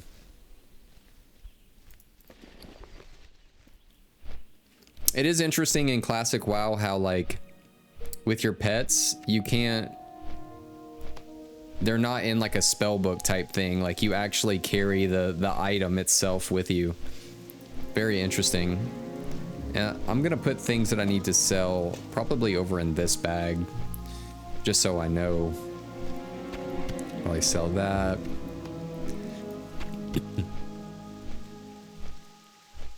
Anything else? Cured ham steak? No idea. What is that? Oh, symbol of divinity. Okay. That's what I use for divine intervention. Which I rarely get to use. But I'm sure it comes in handy when it needs to be.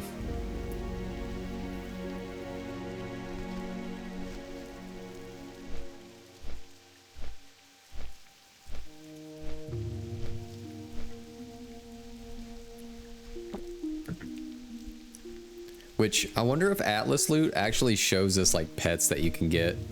Let's see. Companions? It does. It actually does. So from crafting, and this looks like from a, what is this? From engineering, you can craft, yeah, lifelike mechanical toad. Little Smoky.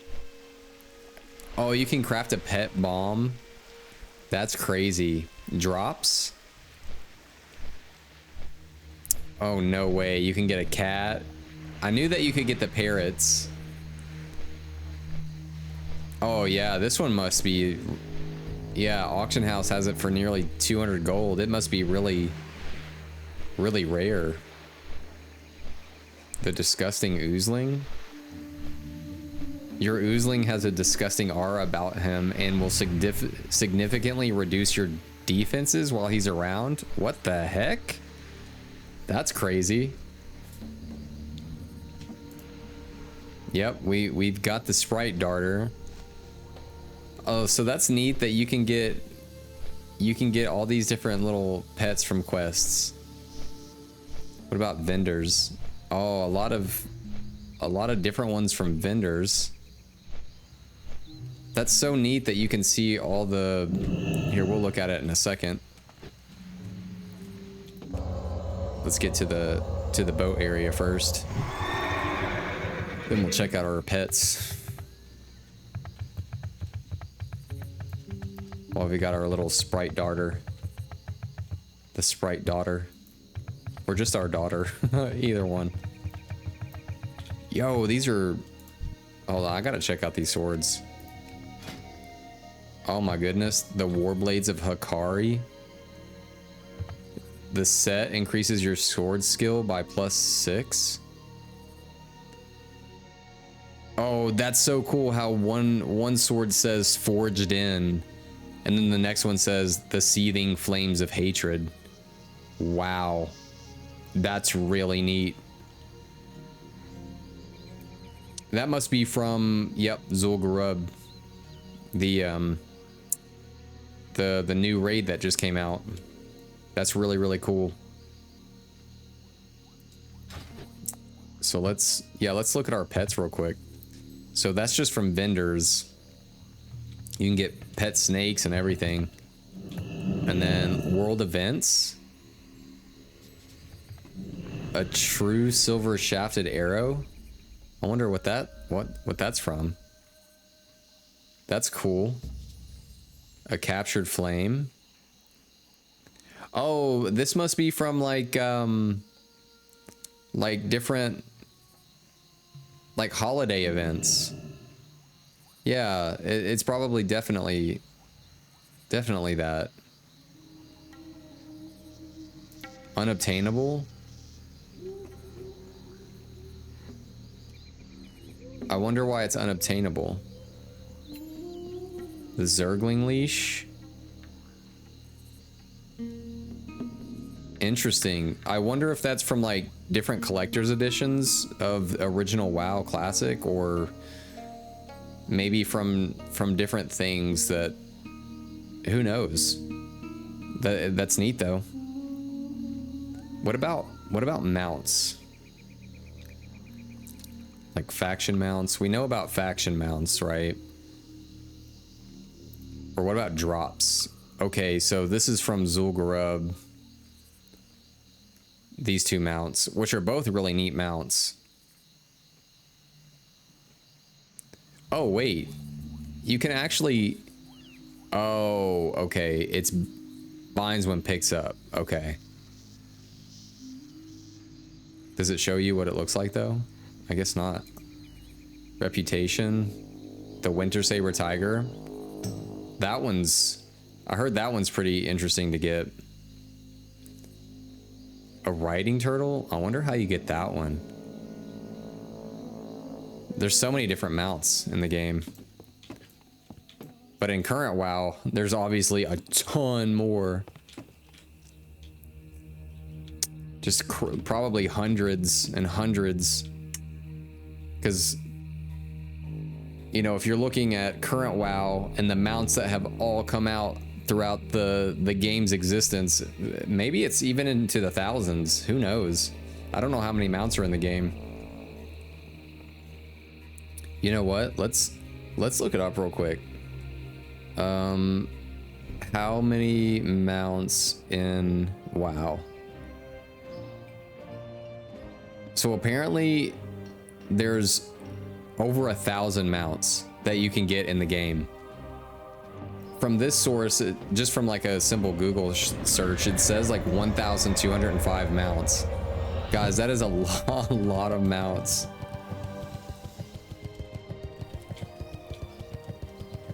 But who knows how many... Yeah, I wonder how many of those mounts, like, you can't get anymore, though.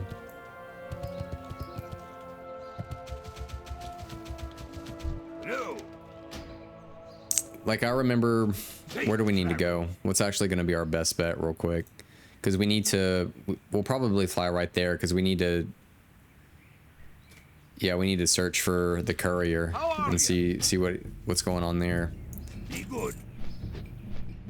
Yeah, like I know that there's certain mounts that you can't get anymore. Like, I remember back when I played Mist of Pandaria, when it was current, I did challenge modes with my druid healer and ended up getting the gold challenge modes done. And I know that you could get the like the different Phoenix mounts, the Pandaren Phoenix mounts, and at the time it was just so cool. And then obviously the armor that you could get from it was really neat. Some of the coolest armor in the game from what I remember. And yeah, like you can't get any of that anymore supposedly, which I wonder how they're gonna do that in like, I wonder if they're gonna do that again in Mist of Pandaria Classic, which I'm sure they would. And I know that they're gonna do Mist of Pandaria Remix as well. So I don't know if they're gonna somehow bring that back in the remix. Who knows?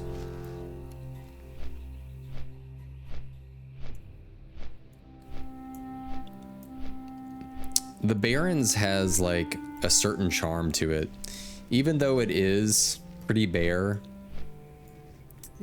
and not like a ton going on. It's sort of like, I don't know, it reminds you of like simpler times, especially like in your leveling journey.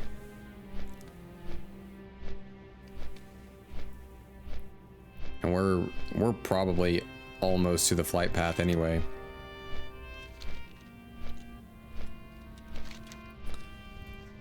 So we're gonna search the Woodpall Knoll camps of Southern Fairless for evidence of the courier's belongings,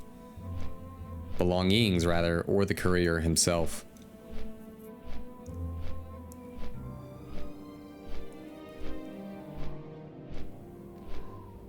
So he says, like, in quotations, our friends, the Woodpall, might have gotten Rashal in the end, but something tells me that's not what occurred. Still, they're the best place to start looking.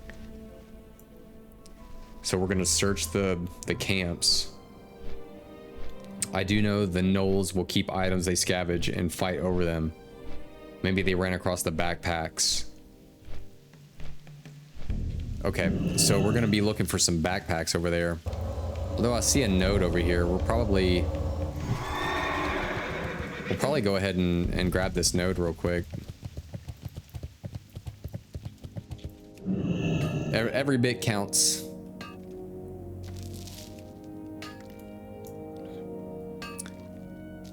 And who knows? I know that we're getting close to the excuse me, the Burning Crusade already, and I know jewel crafters will want that ore. But there's always people looking to buy ore for leveling, blacksmithing, or just what have you. Okay. Let's make sure we don't need anything over there. Okay. So we'll head...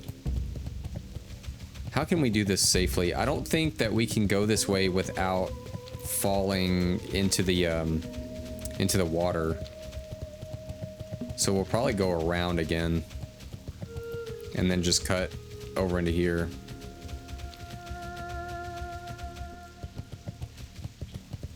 Yeah, that's what we'll do.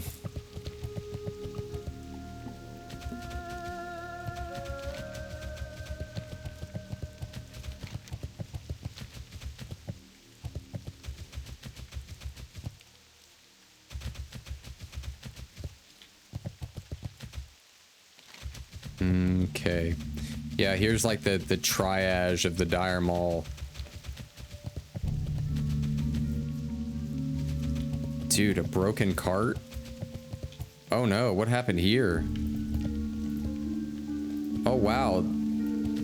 A dwarf got killed here. And their mounts or whatever was pulling that cart.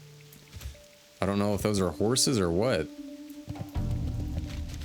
That's intense. I wonder if we can actually... I have a feeling we can't. I think I've done this before.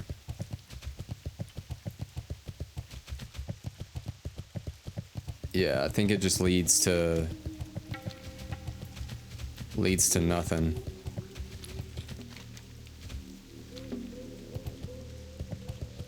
Or maybe, well, this is interesting. I don't remember this though. I don't remember being able to cross this.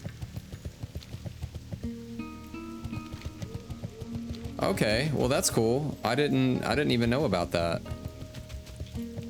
Is there anybody in there? I guess not. Well, dang, now we know that we can get past that. I like how there's that convenient log there. All right, let's search for this backpack in the lower wilds. Wait, what is that? Are these all gnolls? Oh yeah, the woodpaw. Yep, woodpaws. The mystic. Yeah, I bet it's up there. We're gonna have to take them on. Let's buff up, get our sword going. Let's make some magic happen.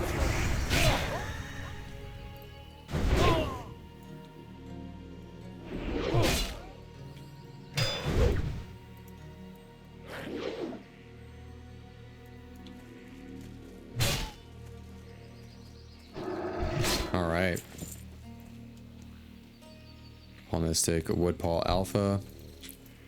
Let's see if we can see the...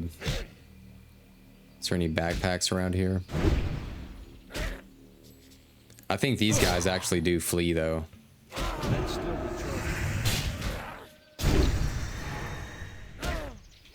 Maybe he doesn't.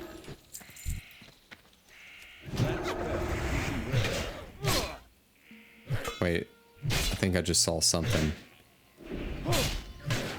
So we're looking for the Woodpaw. Search the Woodpaw Node's camp of Southern Fairless for evidence of his belongings. So they're gonna be around here somewhere.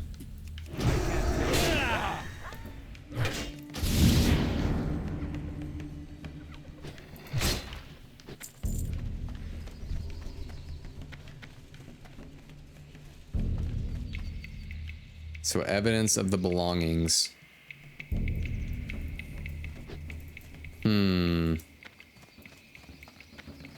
Oh, here they are. Right here, just hanging on the tree.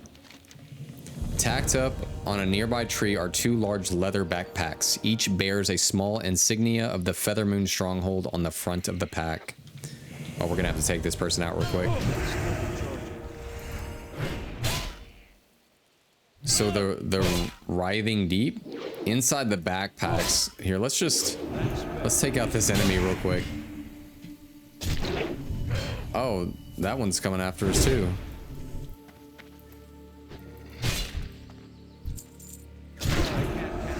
Guess we'll just have to do some work. This one's almost out of mana. All right. Inside the backpacks are two items. The first is a parcel of goods that was bound for Thalinar, and the second is a note hastily pinned to an unknown reader. The note tells of discovering insidious, bug-like creatures south of the Gnoll camps in a place called the Writhing Deep. The author felt the need to investigate it personally, as though it was a serious threat to all of Fairless. The note is signed Rashal of Feathermoon. It would seem that you have located where Rashal ultimately went. So now that Rashal's last known whereabouts have been discovered, continue your search for him or his remains in the Writhing Deep. According to the note, it is located to the south of the Woodpaw Knoll camps. Oh goodness. So we're gonna be... Supposedly there's bugs over here. I wonder if that's your first look into like the Silithid. That would be weird. We're gonna see. The Writhing Deep. Yeah, this is definitely, just from the views, it's definitely looking like Silithid. Uh-oh. Yeah, I think it is. Yeah, it's very, very Silithid with these bugs. Oh, goodness. This is so cool. Oh, now I want to go to Silithus.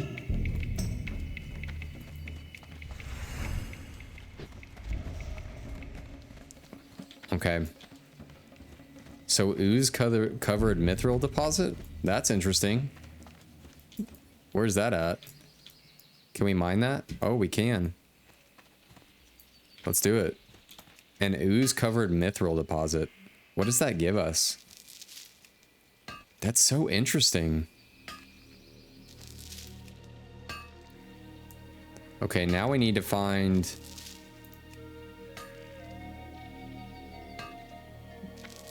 where this person is. Okay. So we're gonna be fighting bugs in this layer, it looks like.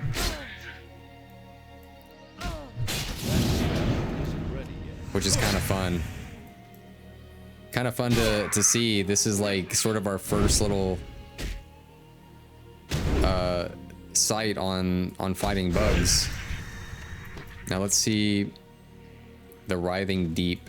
So I bet it's inside here. It's too far away. I can't cast it. It would make sense that they're probably a little bit farther in. And it's so interesting how they're tunneled in here. It kind of gives me vibes from, what is that movie? Starship Troopers? That's exactly what it gives me. That movie is so cool.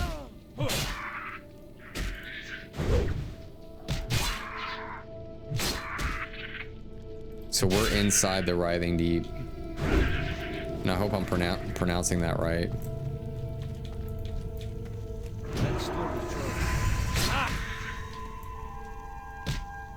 So it could either be over here or over here. Unless it's outside. If it's outside, that would be goofy. But it would also make sense that it would be outside. Because... to be honest with you. But I kind of want to see what's inside here too. What is this? A tunneler? There's a lot of tunnelers.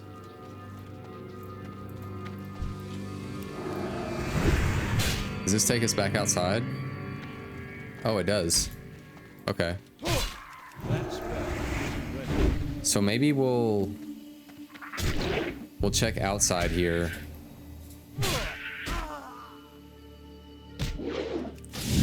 And see what's going on.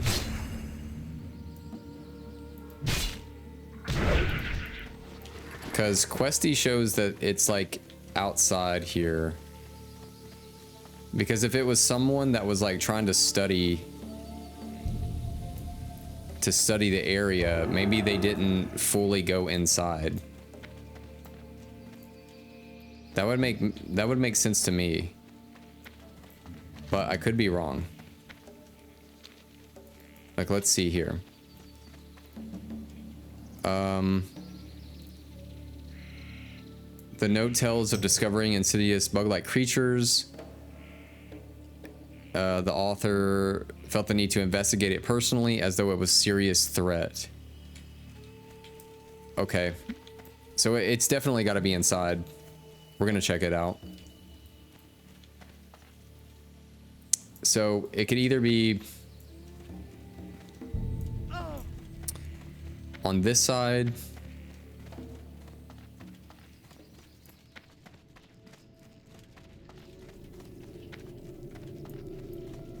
We'll definitely see now. Okay, so that leads back outside. Then this leads to this side. Oh, I guess this is it. Yeah, this person was doing the quest. So I guess he was like caught in this pod. That's crazy. Well, while they're doing that, we'll wait our turn to read it and do the quest.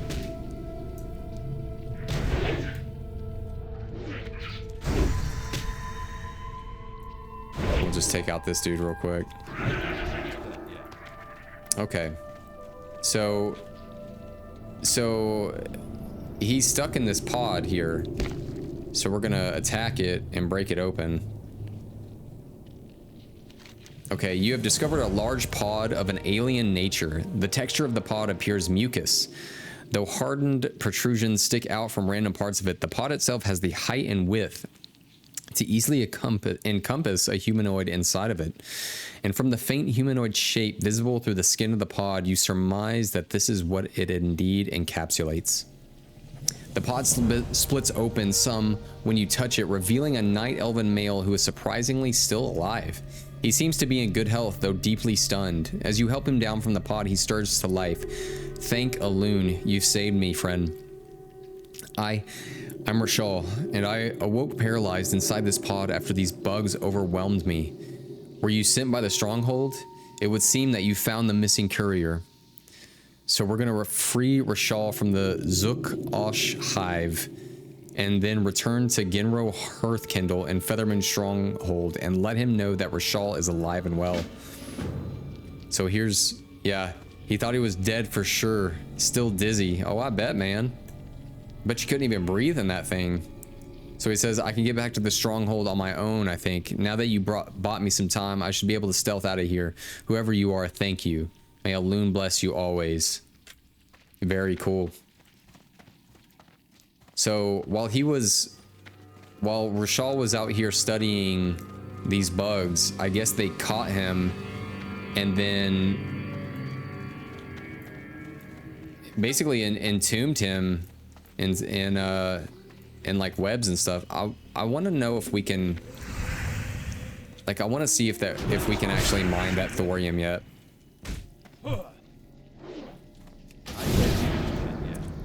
We might be able to. Like, what's our mining at right now? It's at 232. I don't think that we can, because we can't even smelt it yet. We might have to be much higher level, but we're still gonna go over here and see real quick. Like, can we view it from here? Yeah, we can't mine it yet. Which I know that Mithril is already turning green for us. So I wonder what we need to mine in the meantime to actually get like yellow levels or even orange to level up. Like let's see, like if we look at our blacksmithing, let's see what certain things take. Bronze, mithril. I wonder if it just goes from mithril to thorium pretty much. I have no idea. Okay, so we're gonna be traveling. Let's make sure we have no other quests around here. Don't think we do. All of these are about finding the robot chicken thing. Yeah, so we'll head back to Featherman Stronghold and turn in all our quests. Because we got quests for, obviously we found the courier and he's doing all right. And then we have the pristine leather from the Yetis for believe the Paladin Pratt. And then what else do we got? We freed Rashal. We took out the Gorduni ogres, which I'm sure we haven't seen the last of that. We'll probably have to take out more.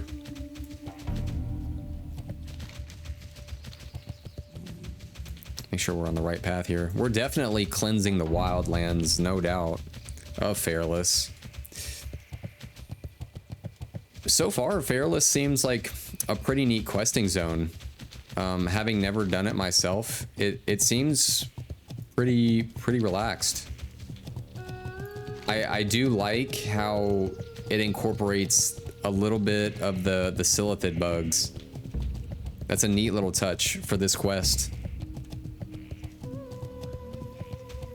Because it gives you a glimpse into, like, you know, the future of where classic WoW goes, which is like, you know, into Silithus, into the raid on Courage. Like, Silithus looks so cool to me. And I like how there's like Horde and Alliance sides like that. I know we have a quest up here, and we'll definitely get to that, but I want to see what we can get done over here first before we start heading north.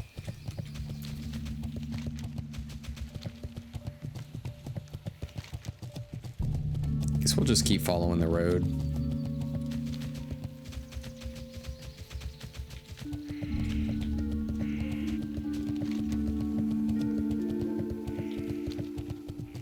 Just follow the yellow brick road.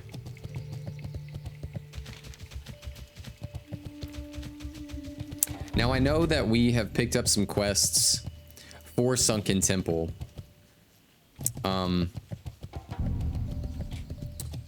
Which we will definitely get to that, because I want to know more about the story of Sunken Temple. And I actually made sure that we had written down all of the Sunken Temple quests in Classic WoW, so that when the time is right, we can go and kind of make a stream of it, right? To be able to fully understand the Sunken Temple as it is. Because we've picked up like one quest for Sunken Temple, and then we have another one as well, which is a quest chain for the Ancient Egg. Remember Yakinya in Tanaris? He was over at Steam Weedle Port. And so that's a whole quest line where we get to learn more about the god Hakar. So there's a lot to Sunken Temple that we need to pick up before we actually go do it. And I know the boss is the last boss is like level 55.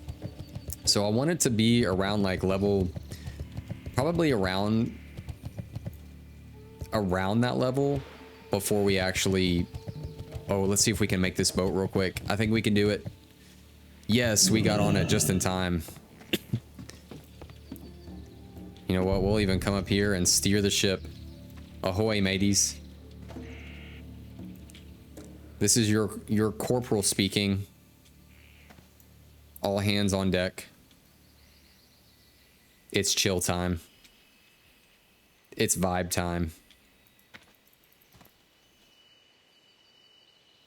I wish we had a vibe aura. You know what? We'll turn on frost resistance because we're chilling out. Frost resist for chill out time.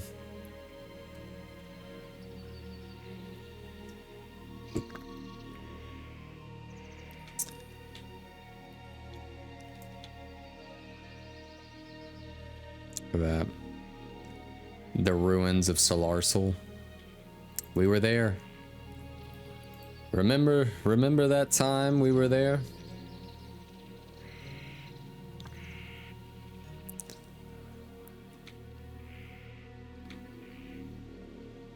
And then we found that gazebo over there that was just freshly built, just out of nowhere. And we just slayed Naga to thin their ranks before they started to kind of overtake the area and move into Feathermoon Stronghold.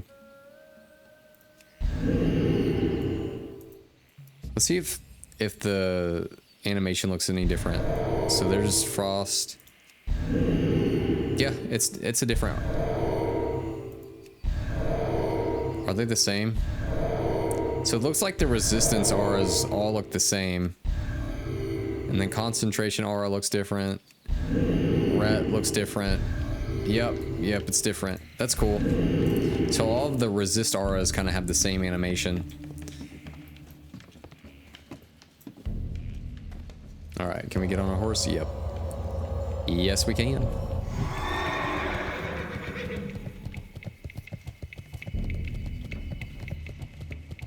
All right, let's hit up the Paladin Pratt real quick and give him his leather goods. Let's see what he's got to say. You need something? See you later. A stack of 10 thick Yeti hides will net you a choice of one of my crafted items. Because I care about quality, I am able to ensure you'll get a good item. If you can't seem to find Yetis, I know where some might be. Okay, so we already found the Yetis. Safe travel. Did you stop and examine the texture of these hides? Properly treated, these hides could very well be stronger than iron. Not many people know about these hides, and that in combination with the vast treating solutions I know will allow me to potentially make items with a true mark of quality, thanks to you, of course. And now, please choose from what I am able to offer you for your service. Okay, let's see. Well, they're both leather, so we'll take the one that we can vendor the most. See you around. Improved quality. I have a lead on an even better source of hides, if that's even possible to believe. In the northern parts of Fairless. See, this is why I wanted to wait, because that one quest is in the north of Fairless. So this might take us there as well. So deep within Rage Scar Hold are another throng of Yetis. They're much, I'm going to say, yeah, tougher than the ones you dealt with before. So if you're up for a bigger challenge, you'd best be on your toes. I would reward you handsomely for a stack of 10 of their hides. Bring them to me here, and we'll finish our business. So we need 10 of the Rage Scar Yeti hides. Let's see where that takes us. Yep, that takes us a little bit closer to the northern area there. Okay, so he wants even better hides. We can do it.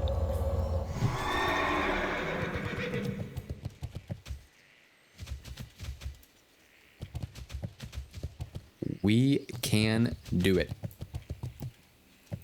So let's hit up, okay, Angelus Moonbreeze for the High Wilderness. I am very grateful you were able to do this for me. Now please don't mention a word to Troyus about this.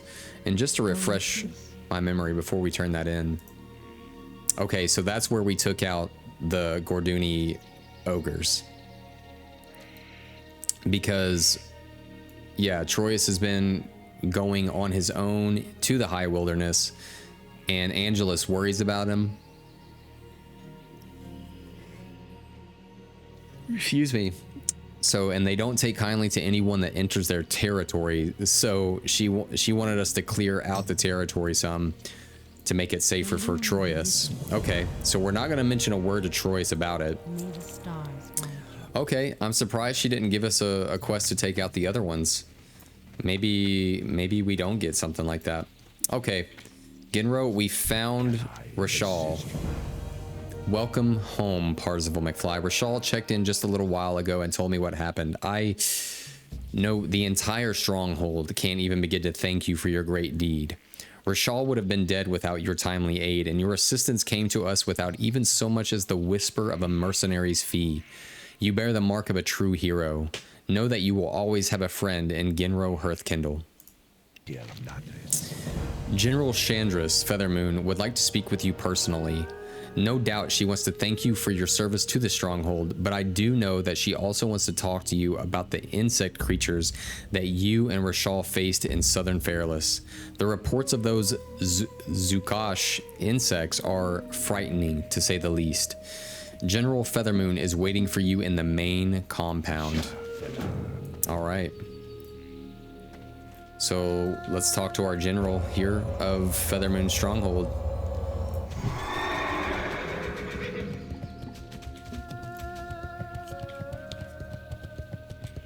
Because we have word about the bugs. All right, Chandris. How may I help? Parzival McFly, I give you my warmest thanks for the aid you've given us. Your bravery in the face of overwhelming odds has warranted a reward with 1,000 times greater. Worth 1,000 times greater. Nevertheless, I hope you accept this on behalf of the entire stronghold. Now, if I may, I'd like to ask for your aid one more time. In light of the discovery of the Zakash hive here in Fairless, I think you're the best choice for this mission. Okay. Ooh, a ceremonial elven blade. That's cool. A sanctimonial rod. Cool, we'll take that. I mean, it vendors for like 2 gold. That's pretty cool. Goddess, watch over me. All right. The Rise of the Silithid. This is neat. Here we go. I'm entrusting you with a copy of the report Rashal made on the infestation of southern Fairless. While the main report is being filed in Darnassus, I want you to give this copy to an associate of the Protectorate. Her name is Gracina Spiritmight. She is a priestess who dwells in the Temple of the Moon in Darnassus. She has broad knowledge on these kinds of creatures, and her receiving this report would benefit us all. You're dismissed. Good luck, Parzival McFly. May Alun watch over all of us. Farewell. All right, so we need to bring these papers to Darnassus. To Gracina Spiritmight, I believe. The Rise of the Silithid. That's so cool. And we will. Oh, and it looks like we have another quest to talk to Darren in search of knowledge. Hold on. While the ruins of Fairless can be quite dangerous, they have much to tell of what has happened here. Searching through the rubble to the south a few days ago, I discovered what appears to be a normal stave. However, I just can't shake the feeling that there's something more to it. Angelus and I have been poring over our books here, but we can't find a thing about it. I have a colleague in Darnassus that might be able to tell us what this is, Parzival McFly. Why don't you go talk to her and see if she can help us? Okay, so if this is this quest in search of knowledge, I see the name Angelus in it, right? So that must mean that this quest is actually from Troyus, who likes to investigate the areas with like the like, let's see here. So Angelus, yeah, and then there's Troyus. Okay, so he likes to investigate the areas of like the what is it? The High Wilderness and the ruins over here of Isildion. So we're in search for more knowledge, it appears, and we need to go to Rutharian Village. Rutharian Village. So we actually have 2 quests that are sending us to the Darnassus area because, yeah, the flight point is actually Rutharian Village. Super cool. Now, is there any way that we can we move this map? We can make it smaller. Oh, yep, we can move it. Let's see what we can do here. I don't want it to get in the way of our camera. So I'm like watching it while I'm moving it. I think that's good. Yeah, there we go. Oh, the flight point. I was thinking that we take the boat over. I'm so glad that I did not. So let's get to our flight point, and then we'll be headed to Rutharian Village. Can I assist you? That is a long flight, and I'm actually surprised that it's as cheap as 6 silver. Because look how that costs 10 silver, 11 silver, 12. And only maybe because it's such a straight flight. Be careful.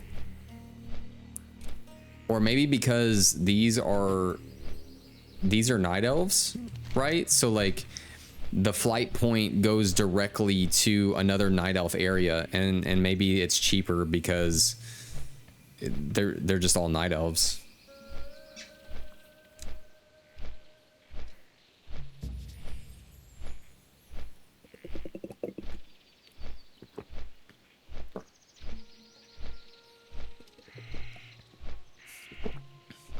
Man, hydration. God, gotta love it.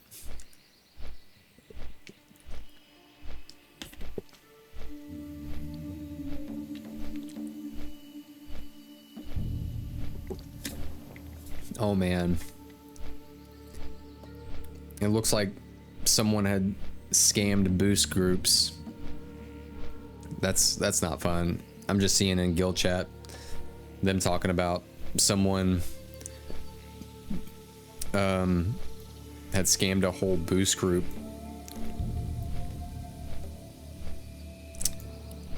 I wonder if they took the money and then just left, but that's not good.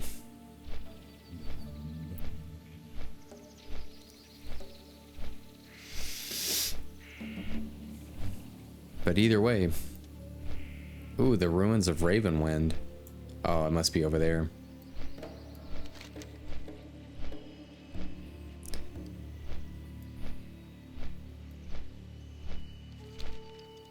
You know, I find it so fun just to window shop, I suppose, with Atlas loot. It's so fun. Like the PvP sets are some of my favorite. Like when we look at excuse me, PvP and then class sets, and we go to Paladin, like, let's put all this armor on. Like, doesn't that just look so fun? And then like when you go to the weapons and say we do like the shield, like, oh my goodness, like that shield's just so fun. And then you put on the sword, you got like the whole like long sword, or like us is like retribution, and we do like the two-hand sword, this huge claymore, and that's just so cool. So we got, there's like a two-hand sword, this giant eagle type axe that actually kind of looks fun. The eagle axe kind of looks like it goes really well with the armor set, I guess, because you got an eagle on your shoulders, so it blends really well. Versus this one is a little bit more like alliance themed. Is there another two-hand thing? Yeah, there's the two-handed mace. Yeah, the axe, I think they all have the same speed too. Yeah, 380, 350 damage. Like, they're all exactly the same, it looks to be. 7 stamina. Oh wait, maybe they're 26 strength, 41 stam. Yeah, all of the two-hand stuff is exactly the same. So I guess it's really about just all what you want as far as looks go. That's really fun. Well, there's the Swift Blade. So this is interesting. The Swift Blade is 180 speed, and then the long sword is 290 speed. So I want to know the difference there. Obviously the long sword does a lot more damage, like 138 to 207, versus the Swift Blade 180 or 85 to 129. So there's a definite damage difference there. I guess that's like maybe main hand, offhand type thing. Oh, I totally forgot about the pole arm. Dude, this pole arm looks so cool. Like, what? And we can actually train for pole arms too. Like, that's so fun right there. Yeah, that's so fun. But yeah, window shopping is always fun. You just look at what can be and you're like, dang, that's so cool. Like, let's see what tier sets look like. Let's go to dungeons. Wait, maybe actually we need to go to collections, right? In tier sets. So looking at tier set 1 for paladins, it's definitely more geared towards being a healer, that's for sure. Like, it's pretty cool, like judgment, or is that what it is? Lightbringer or Lawbringer, right? Yeah, so like your 3 set increases the chance to trigger a judgment of light heal by 10%. Yeah, it's all very healer oriented, that's for sure. Yeah, and then tier 2, what's 2.5? Oh, that must be on Courage. Yeah, that makes sense. And what's tier 2? Increases damage. Okay. It's not too bad. What's tier 3 look like for... Yeah, it's very, very healer oriented. It's nearly like 100% being a healer. Like there's no other way around it. It's all stamina, intellect, and your whole like set piece is your holy. Oh, excuse me. Your holy set. Wow.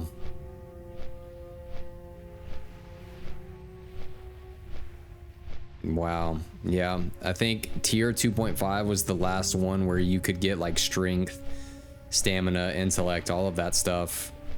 And then boom, it just immediately goes to like all stamina, intellect. It was as if Blizzard knew at that point, like if you play Paladin in classic WoW, you're gonna be a healer. There's no, it just is what it is. But I think, I don't know. Yeah. We'll see how it goes. We might go back to Holy at some point for like raiding and stuff in classic WoW. But for Burning Crusade, we're gonna tank that up. In classic WoW raiding, it's just too, I think it's a little too risky not having a taunt and stuff,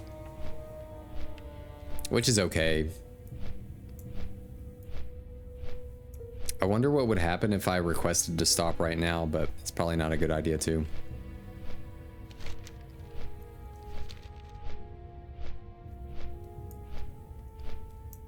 Which I have like no gear whatsoever for healing right now, which is okay. I'll probably end up running like, by the time we get to the point of, you know, these, you know, Dire Maul, Skolomance, what's the other ones? Like Blackrock, Depths. Yeah, Stratholme. I'll be trying to collect as much holy gear as possible. Because I'll probably be doing a lot of holy just to be able to enjoy raids and stuff right now. And then for dungeons, yeah, for like dungeons or maybe even stuff that I can learn to tank in raids, I could maybe tank that. But I definitely don't want to put the group in a position where we need a taunt, and you know, I can't taunt as a paladin right now. Okay, so we need to talk to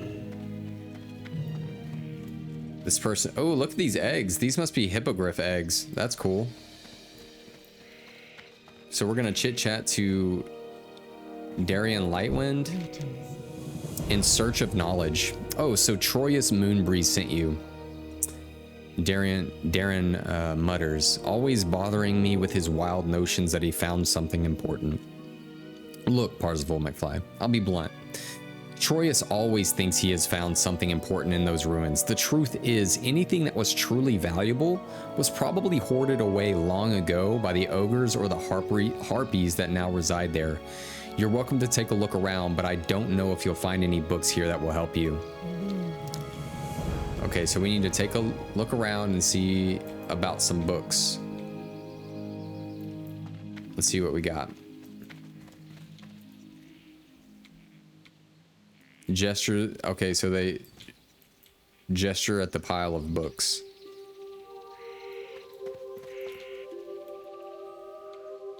Okay. Supposedly there's a pile of books somewhere around here.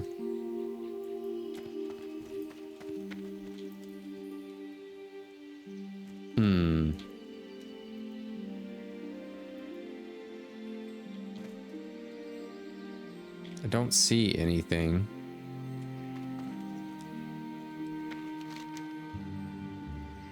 Let's see here. Perilous, a history. I wonder if it's down here. No. So it's definitely around here somewhere. We're overlooking it real quick. Also, what? A picture of like planets. Okay. We just gotta move our mouse around. Look for a pile of books.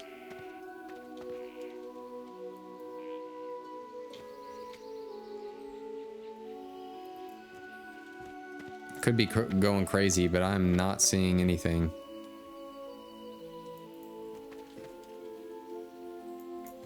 Oh, right here.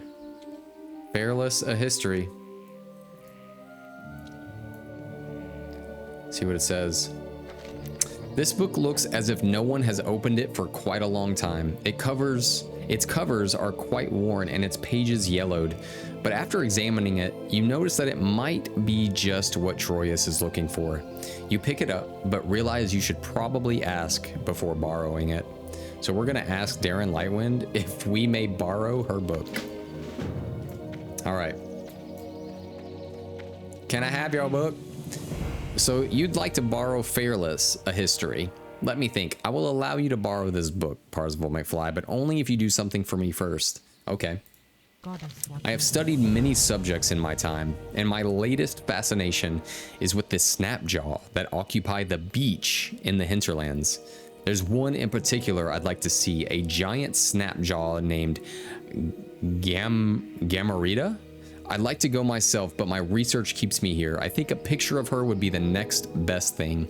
Take this letter to Kurgle Cranklehop in Tenaris. She has created an invention for me that can capture a picture. She called it a snapshot, I think. So we gotta go to Tenaris for this quest. And probably get a like a camera and take a picture of a crocodile in the hinterlands.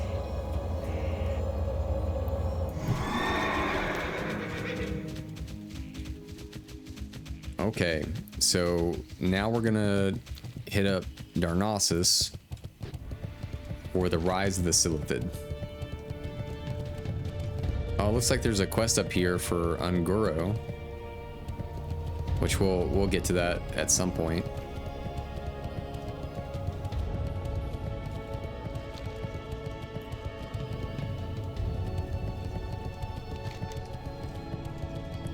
So the Rise of the Silithid. Oh look, a Grand Marshal as well. That definitely takes some time, that's for sure.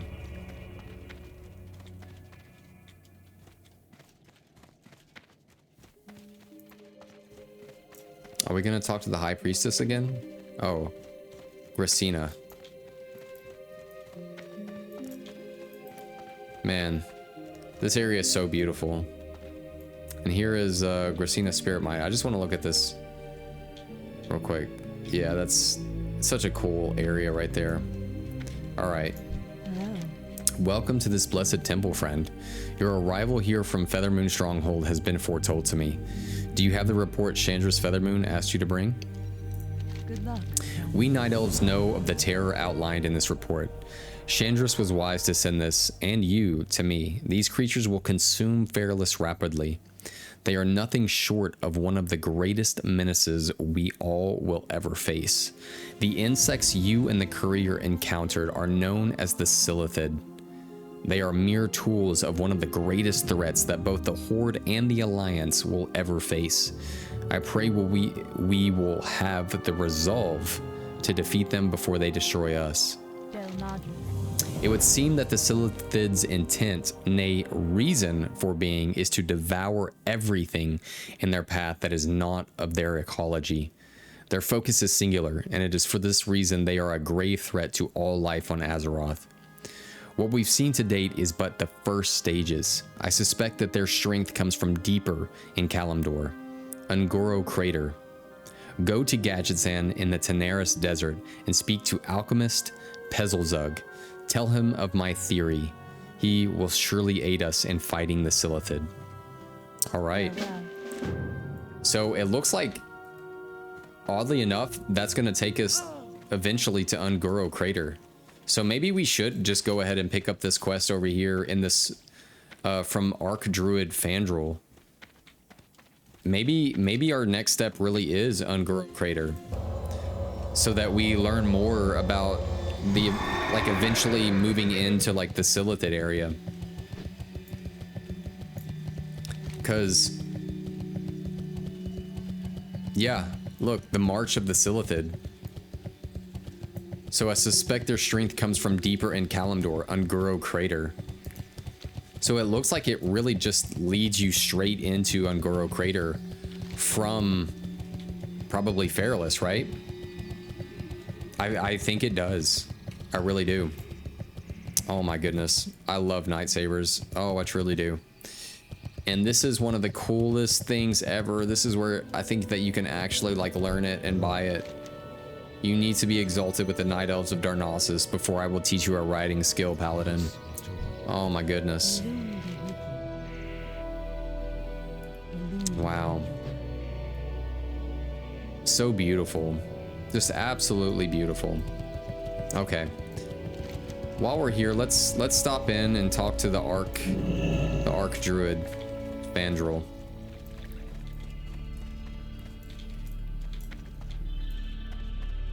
See where he's at. I guess there's multi-levels here.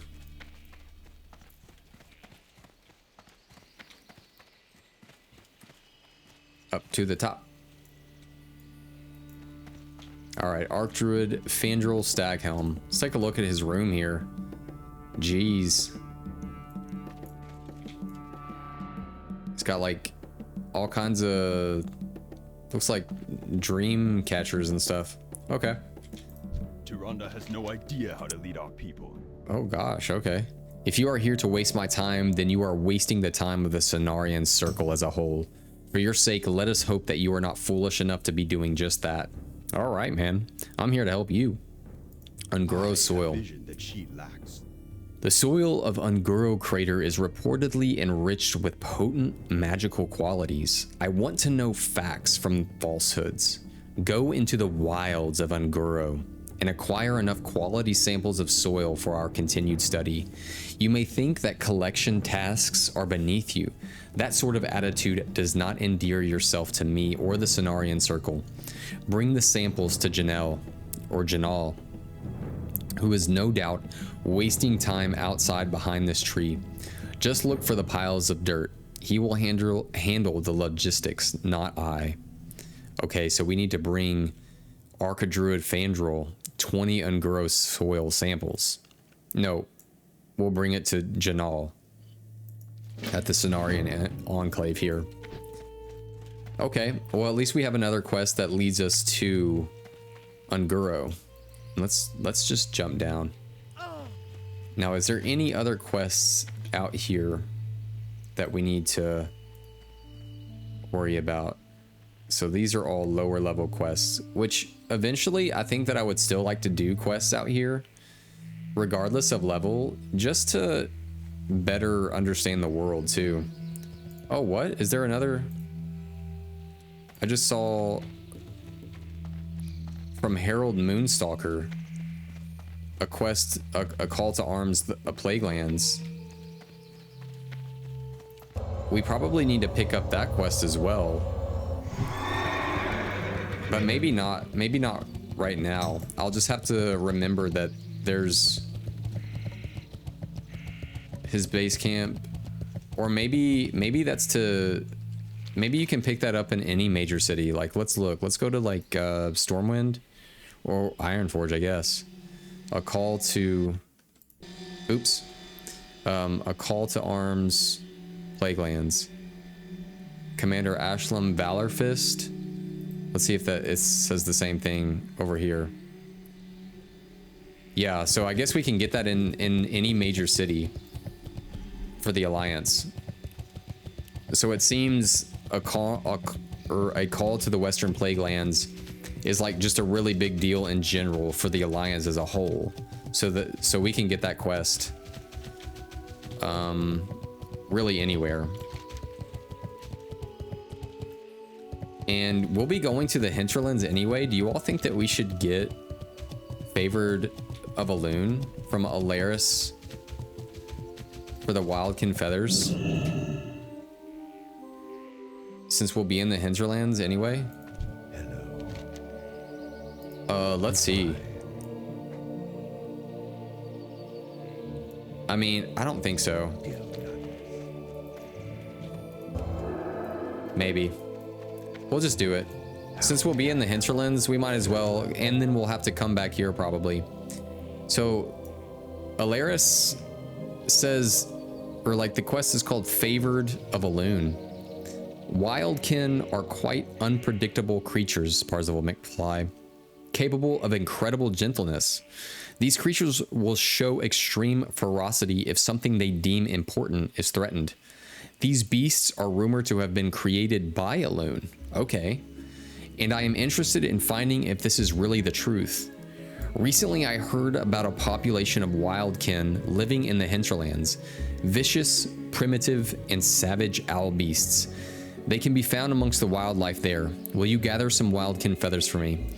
Okay, so Airless really wants to see if wildkin in general are created by a loon. So I wonder if what we're doing when we're in hinterlands, we're going to be gathering those feathers so that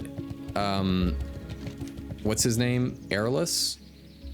Well, we'll read it while we're writing. I think we need to go to Gadgetson actually. Let me double check. I think we have multiple quests.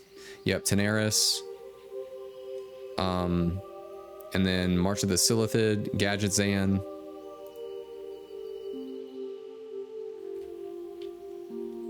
And let's double check here. I think it's, yeah, Gadgetzan. Okay.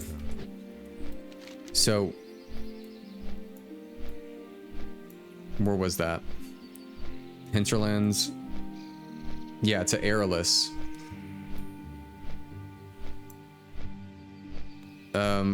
We're gonna, yeah, he's interested in finding if this is really the truth. The beasts are rumored to have been created by a loon. Okay, so I guess just from this quest alone, we're gonna better understand the wildkin. Is that what they're called? Wildkin? Yeah, wildkin. But while we're flying all the way down to Gadgetson, I'm gonna take just a little movement bio break, and yeah, I encourage you all also to do the same, because we've got a long flight to go. So I will see you all in just a moment.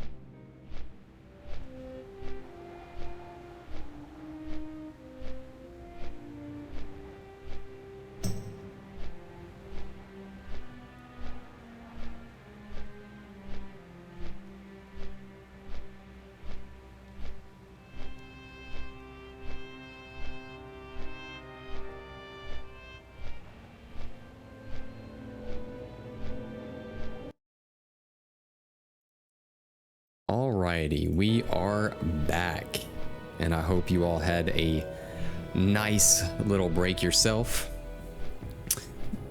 Got up and moved, got some blood flowing, relaxing, and ready to get back at it for the next, what do we got, about an hour? Let's see what we can excuse me, get done in an hour. I know we'll speak to these peoples in Daenerys, and then it looks like probably both of them might take us. Yeah, both of these will take us to the hinterlands. So we'll probably end up in the hinterlands and get that done. So yeah, we'll see how it goes. I like how we got sent to the hinterlands at first for our rush quest to get our pet, which was a cool little quest, but then it has us head back that way. Now, is there any other hinterlands type quests? Like, let's see. Oh wow. Oh, this is for the soil. Okay. Let's see if there's any other. What is this place? Fellwood? I totally forgot about Fellwood. Yeah, that's very interesting.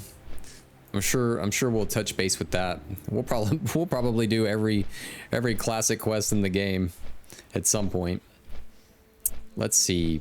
No, I want to look for Stormwind. Let's see if there's anything else that sends us to Hinterlands. Don't think that there is. That's another sunken temple quest right there, in search of the temple. And there's the call to the Plague Lands right there. Now let's look at Ironforge. That's looks like Uldaman.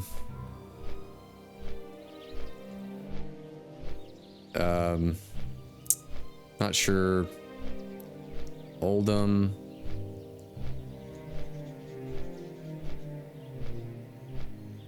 Plague Lands again.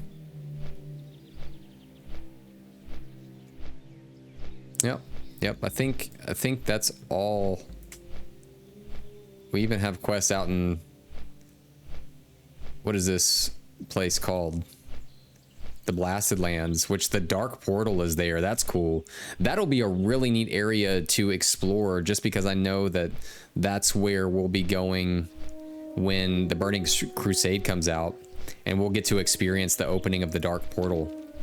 That'll be really, really neat. I never got to experience that when Burning Crusade came out, because I remember I played when, like, I started in vanilla, and then I ended up playing for a while until, I don't know when I quit the first time, but I know I quit before Burning Crusade came out, and then I started Burning Crusade probably like a few months after it came out, or maybe even a little longer than a few months after that. I don't know. I was just a kid, so I don't really remember too much. I just remember when Burning Crusade did come out, I remember seeing the actual like PC box, like the physical edition of it, and flipping it over and seeing that you could like ride dragons and stuff, and I was completely enamored. Like, I thought it was just so cool. Like, that's what really wanted me to come back to WoW.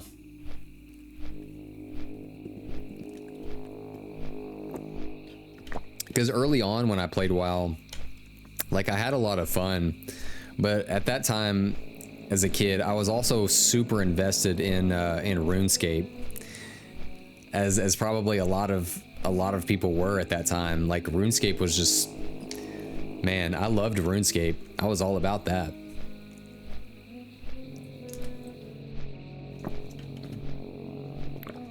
Super enjoyed that game, which I know it's picked up a lot of popularity with old school RuneScape, and I absolutely love what they've done with being able to like vote and continuously improve old school RuneScape on a level that keeps content fresh That's such a neat idea. And I guess that's, excuse me, I guess that's what they're doing with, kinda, with Season of Discovery. But it would be really neat to play classic WoW in a way that's, I don't know. I'm not really sure how they would do that. To continuously add to it without it overflowing into the Burning Crusade. Unless they somehow started opening up certain areas of the map. Like, I still don't know what those areas are. Or that area. But yeah, there's a lot they could do. Which I think they've pretty much made it clear that Season of Discovery is basically like the experiment zone for sure. Which is really exciting, right? To always know that they're experimenting with stuff and coming out with new things, trying different things. It's pretty wild.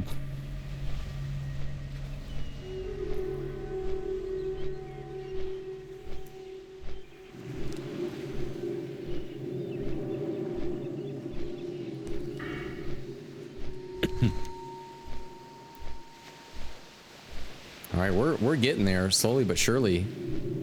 The flight from Darnassus is definitely a long one, man. Like we took a break in everything and we're still in flight.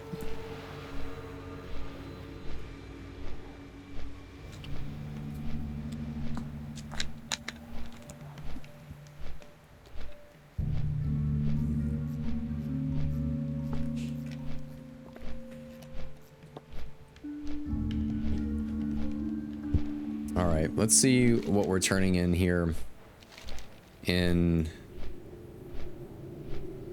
the Borrower and then the March of the Silithid. So to borrow the book, we're gonna be, yep, this is where we're gonna get the picture, the camera rather.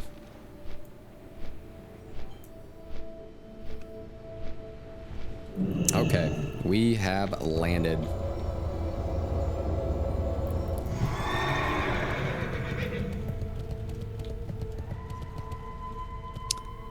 Let's see here. Let's get to where we need to go.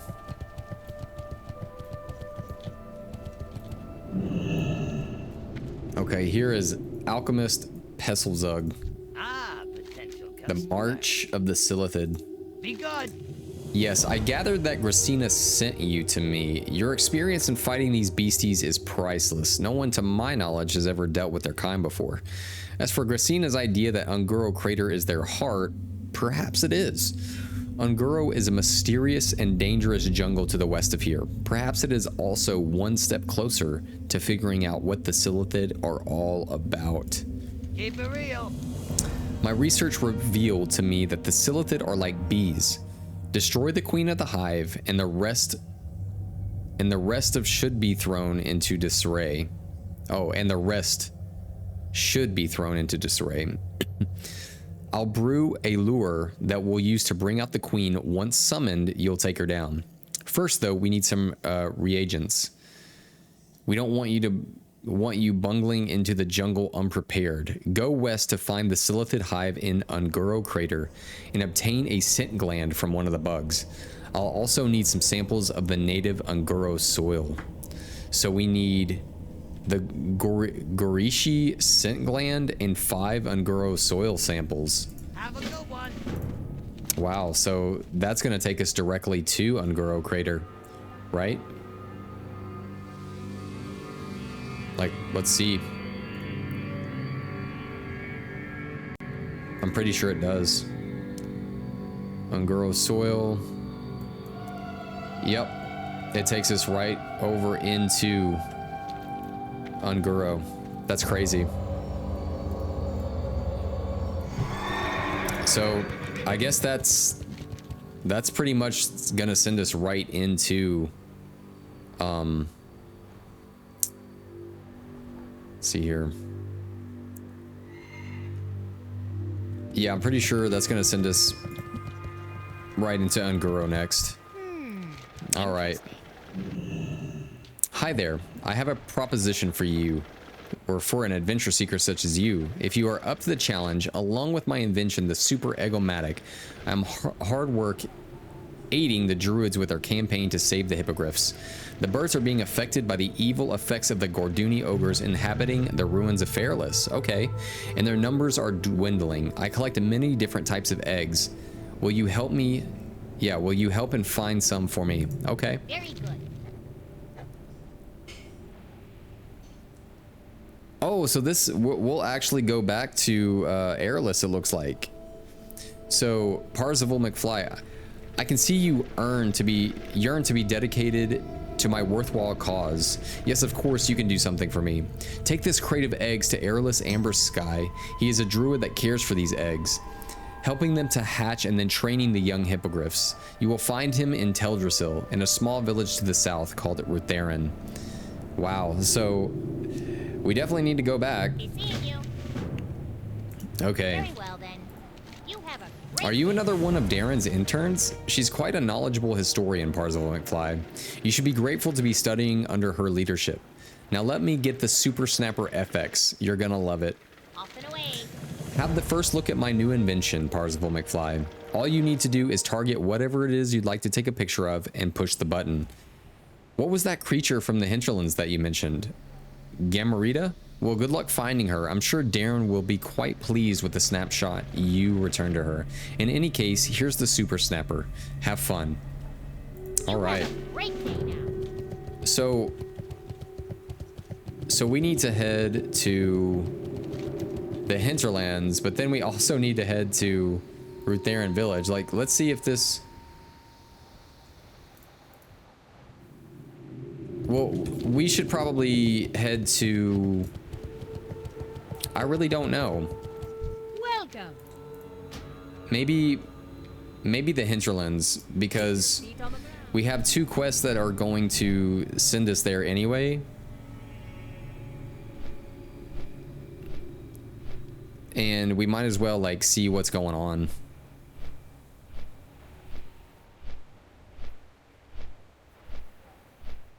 If we already have multiple quests for the hinterlands, we'll hit up the hinterlands first.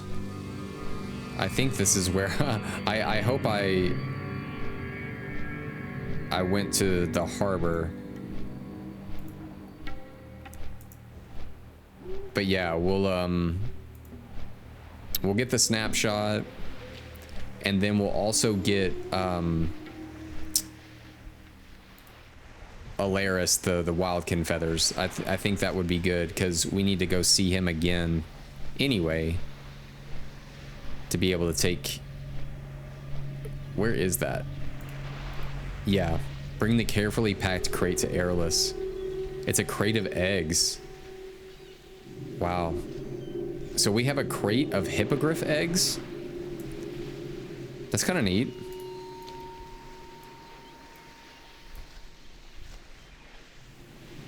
Yeah, a carefully packed crate. Luckily, though, we don't have a timer on that, though. Target and click to take a snapshot. We'll probably put that on our bar real quick.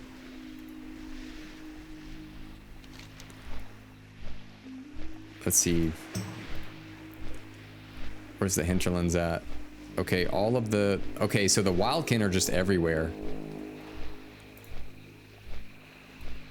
Yeah, well, at least they seem to be pretty close, but they're also just spread out across the entire zone. And then we have the Gamarita seems to be interesting. So we'll just, I guess we take like a little, not dungeon, but what is that called? Like a tunnel that goes across there. So that should work. That's cool. And I really hope that I set my flight path to this place? I really hope I did. Okay, looks like I did. Good, good, good, good. Shoo! Shoo! And what do we have over here? That's for a quest for Maradon. Yeah, I haven't done any quests here. Other than obviously the one that was over here specifically for Zul'Farrak. Oh, this is a field marshal rogue. Wow. Cool, man. Oh, he's got some blood fang. That's cool. Super cool, man.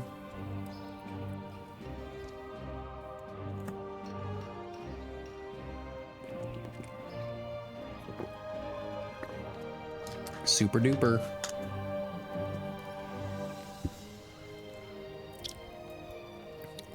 What's our next dungeon? Like once we're done with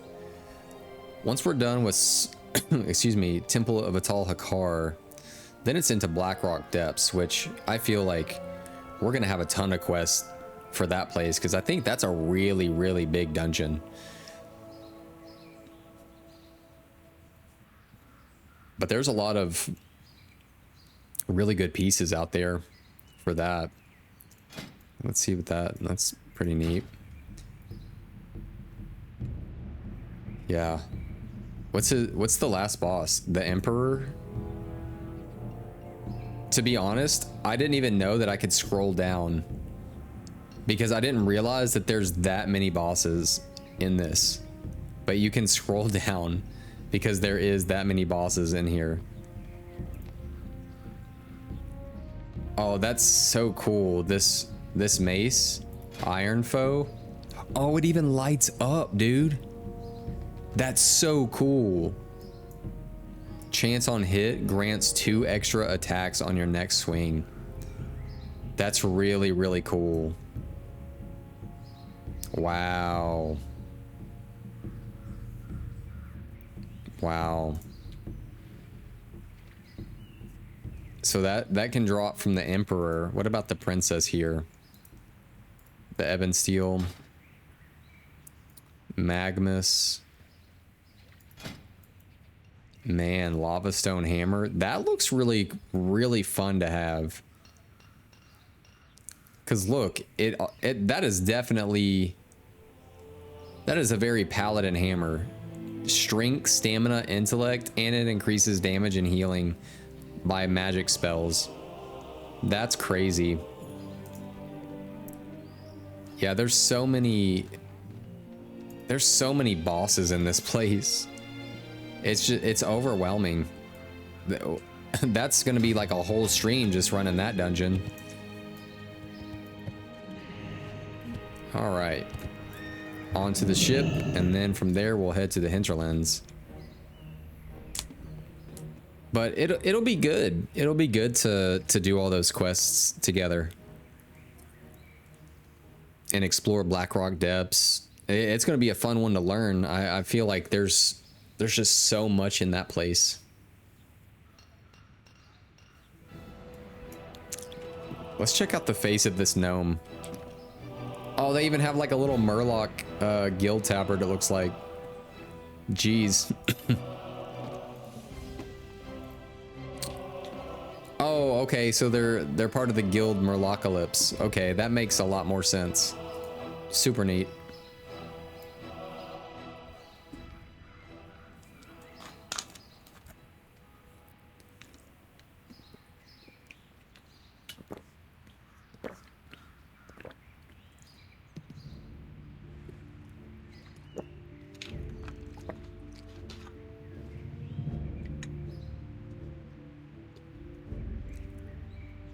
And making our way across the sea once more,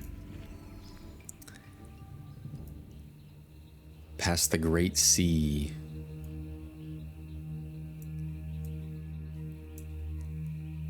into the heart of Azeroth. Burn.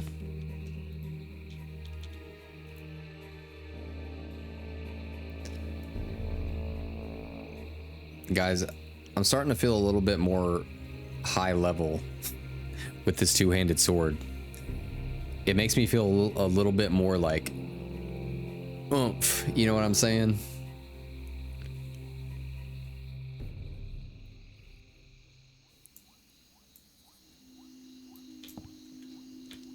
Good old Killabrew. And we have now crossed the Great Sea and have our sights on Baradine's Bay. We have now made it to the Eastern Kingdoms, a place we call home as a human paladin. Welcome home.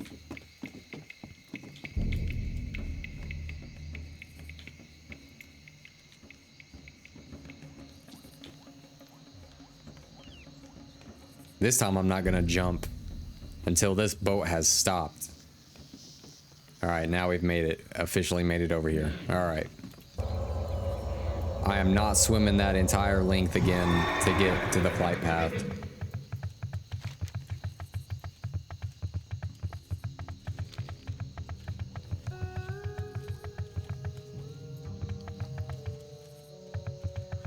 I like how in a lot of these places, there's just random casks like this. I don't know if that, maybe that's water, like a cask of water. Hello. Okay, we're gonna fly to the hinterlands. Safe travels. I believe so. So, we don't need to do any of that. I'm only looking to get the wildkin feathers. Oh, that's actually a sunken temple quest right there. The Atoll I exile in the hinterlands wants the head of Jamal on. Yeah, we might actually grab that while we're out here, because it's a quest that we need for Sunken Temple, because I want us to be able to grab all of those quests for that dungeon and then run it together so that we have a clearer understanding of what Sunken Temple is all about.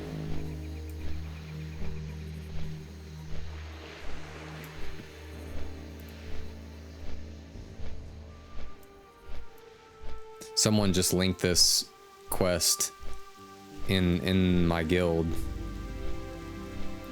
This looks interesting. A level 60 quest. You know, it's interesting, like, seeing when people link a quest at level 60 and they need help with it, because, like, in my mind, right, like, we're just leveling, and for the most part we can get away with not grouping up with people. But then when you actually get to the end game where you can't level anymore, and then you're doing a quest that you need help with, it's like, that's gotta be a quest, you know what I'm saying? Like a real quest.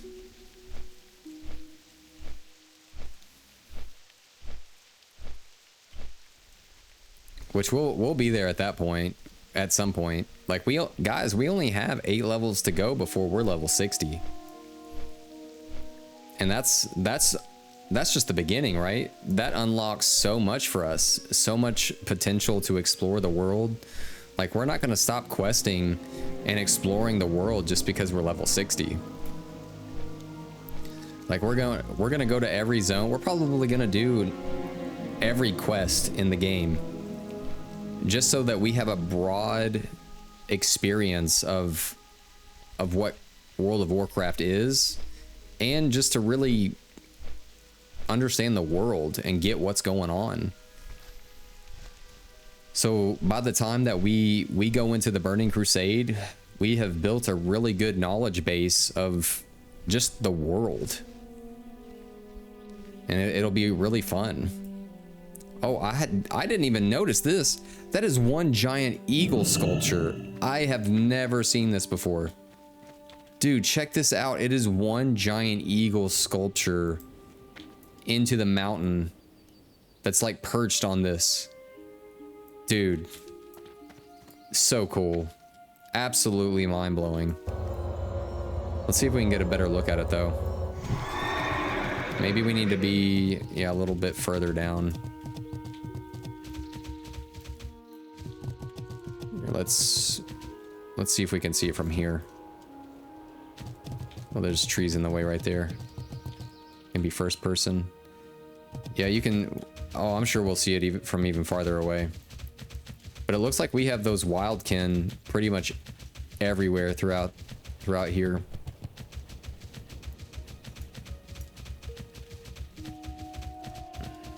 All right, I'm gonna turn around and see if we can see it. Let's get a close up. Look at that sculpture, man. Try not to pull these like wolves. But isn't that just absolutely crazy that that sculpture up there is just sitting atop the mountain? It's like it was a mountain and the dwarves carved it. So cool. Okay. So if we see any wildkin, we need to take them out. But then also we have a sunken temple quest down there. Oddly enough, like Questy shows that there's wildkin everywhere. Wait, unless they're feathers just on the ground, and they are. So the wildkin just kind of like walk around and their feathers just drop.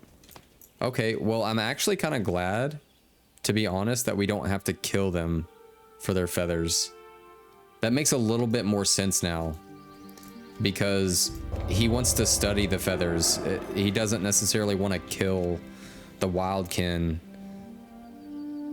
Because like he doesn't know. So let's actually go back over here and see if we can like actually see the feathers on the ground now. Yeah, okay, that makes a lot more sense.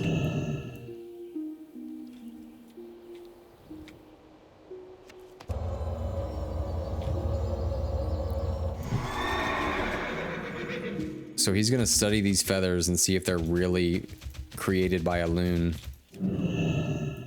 I wonder what he figures out.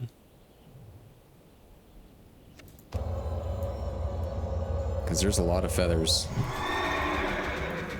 Lots of feathers to pick up. One right here.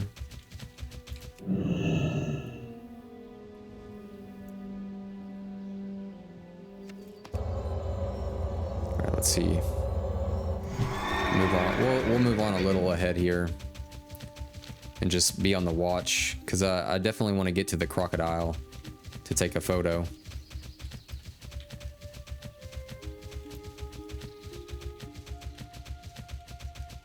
We'll just keep our mouse moving around. Yep, here we are.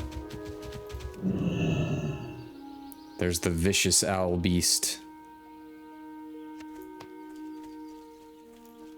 I want no quarrel with you, owl beast. Oh no. Okay, he doesn't pull. Okay, cool.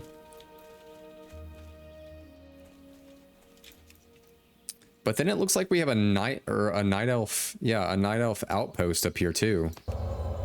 I wonder if they're studying the wildkin.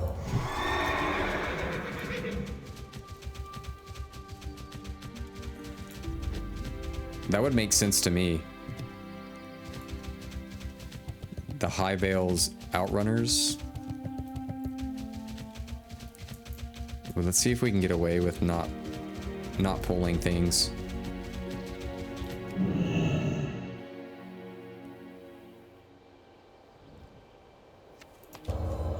Oh, we only need 5 more. I'm actually super glad, like I said, that we don't have to kill them, because for the most part, and we've already seen from past streams, that a lot of times those kill quests, the item just doesn't seem to drop very well in Classic WoW, that is. So what quest could take maybe 5 to 10 minutes turns out to be like sometimes, like I think I remember like one of the quests that we did in Stranglethorn Vale probably took nearly 45 minutes.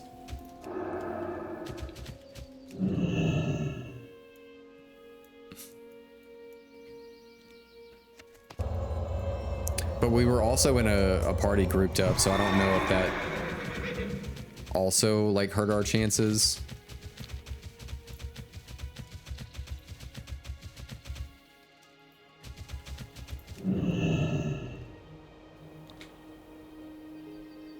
You know, at first I was kind of like iffy on using the Questy add-on, but now I realize that if you're just someone that really wants to explore the world and just see the story and play it like a campaign and get right to it, you know, and just kind of keep moving on with the story, it's not a bad thing to use.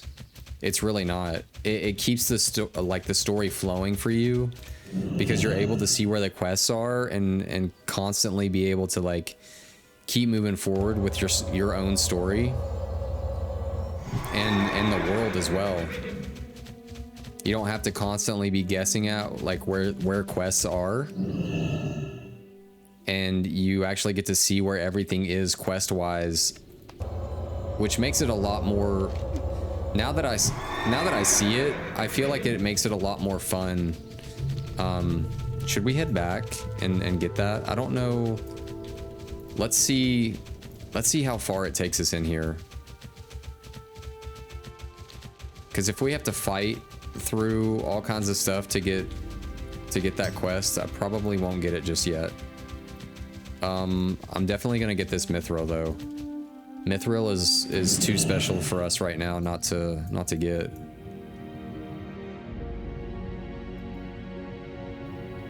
All right. I know that there's rich thorium veins. I wonder if there's rich like mithril and stuff. I kind of have a feeling the Atali exile. If they're in exile, I don't know. There might be a lot of enemies up here. We'll see. There's a spider. Okay. More spiders. Shadra Allure. This is interesting. Oh, that's a troll that wants to kill us. Let's see what we can get away with.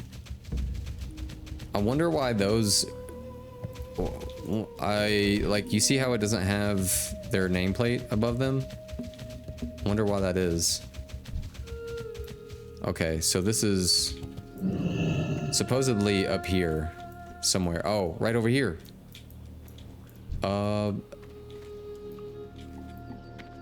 Here he is. The Atali exile. Hey there. My wither-bark companions don't take kindly to strangers around their home. Me, I don't have a home anymore. I was exiled from my people, the great Atali tribe of the Swamp of Sorrows. Wow.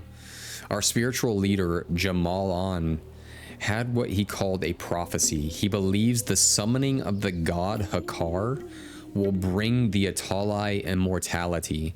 But I urged caution. What if the prophecy was nothing more than manipulation? I want my revenge, or I want revenge for my exile. Bring me Jamal An's head. Maybe then my people will be free. Wow. Okie dokie. So Jamal, the spiritual leader of the Atali tribe in the Swamp of Sorrows, was more than likely manipulated by the spirit of Hakar to summon him. So what I'm seeing is that in the Sunken Temple, these people are on a lower scale than Zul'Gurub, right? Are trying to summon the god Hakar in probably a more, what I would say, like,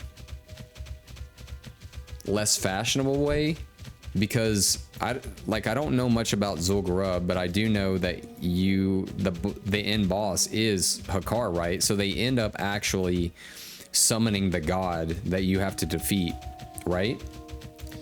Let's look at the raids. Zul'Gurub and Hakar is actually the last boss. So yes, on a lower scale, they're trying to summon Hakar by maybe using his bones in the dungeon. I guess we'll see more about it, because I know that there's also dragons there. So I don't know if the dragons are actually there to help protect things, but then they get manipulated by the essence of Hakar in the place and kind of turn evil. I don't know. We will see. But for now, we're gonna go take a picture of a crocodile. To the crocodile. Now it looks like this crocodile patrols like back and forth. I hope it's like it's probably gonna be a giant crocodile. I have no doubt.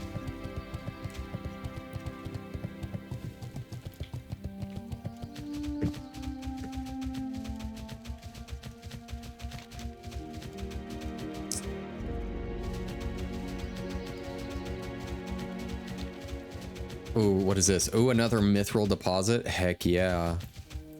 Of course it's wedged between these like sandy rocks right here.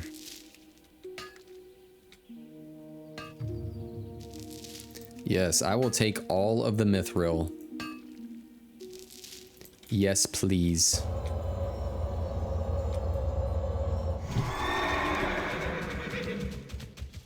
And I bet we'll find some more over here now that we're actually getting near some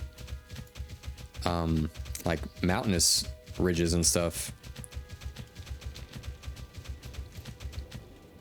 What is this? True silver. Oh, I can actually mine true silver. That's cool. I've never mined true silver before. I know that there's a sword that you can make called like the True Silver Champion or something. But we are definitely gonna get this.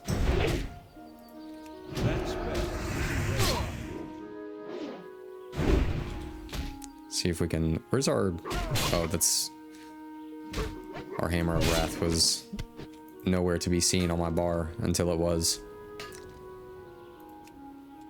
Okay, this is how you know it's gonna be good. It was a failed attempt. Heck yeah. So true silver must be a little bit more of a rarity, because it's just like silver or gold. Like it's got the green quality. Okay, so let's head down. Okay, so it's not like a cave that we walk through. It's literally just going down the hill.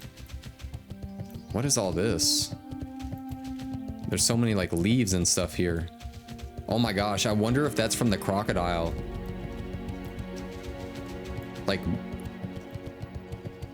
maybe not. Maybe it's just bushes. What is this? Snapshot of Gamarita.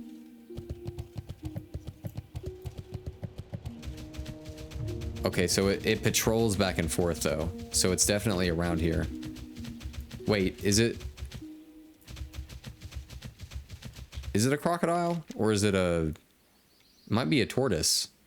Let's see here.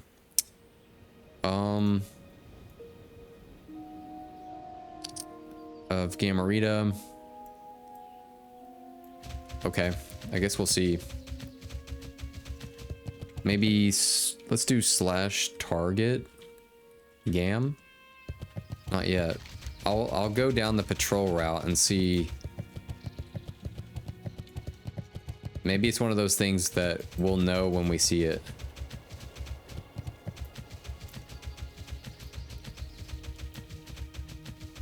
Perhaps. Unless you're able to kill whatever it is that it is. Which would not be cool.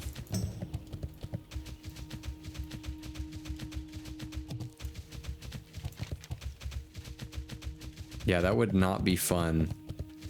If it's, but it's also just probably a normal beast out here, just a named one, like anything else. So slash target, gam. I don't see anything yet. Ah, right here. Yep. Take a photo. I don't want to kill it just in case they need it, but I guess we're gonna have to do what we need to do. I can't cast that yet. That's Does it hit pretty hard? I think it does. I can't cast it. Yeah, this thing actually hits pretty dang hard. I mean, we took the photo. It would be nice to kill it. That's still the trophy. Probably. Let's bubble and do a bandage real quick.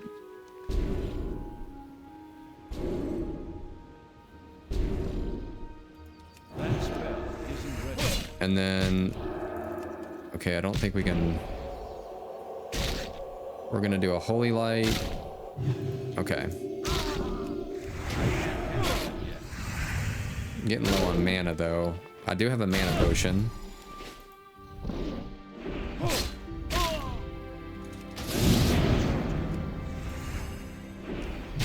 Yeah, anything helps.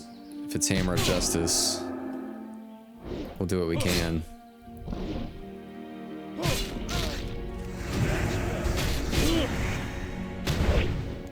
Hammer of Wrath, yes, we'll do that.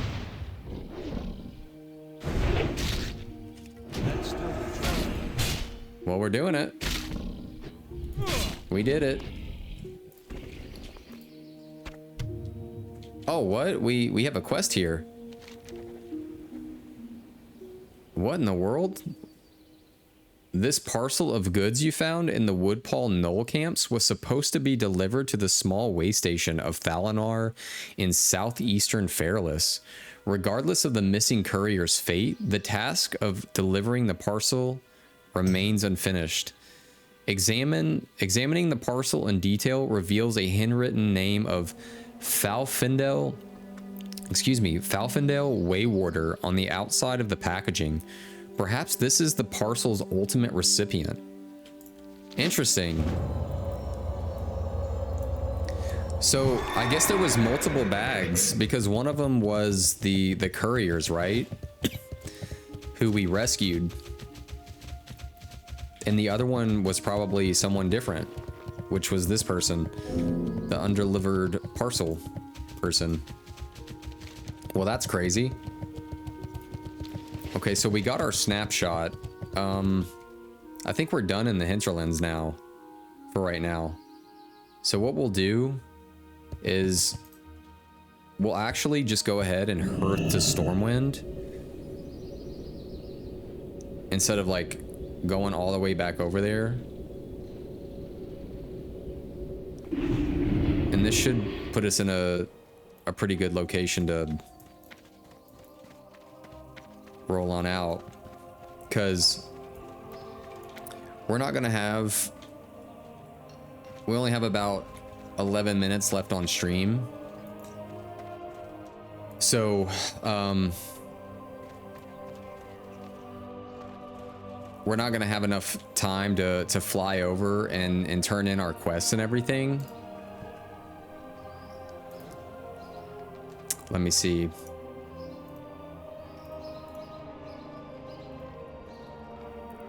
Yeah, so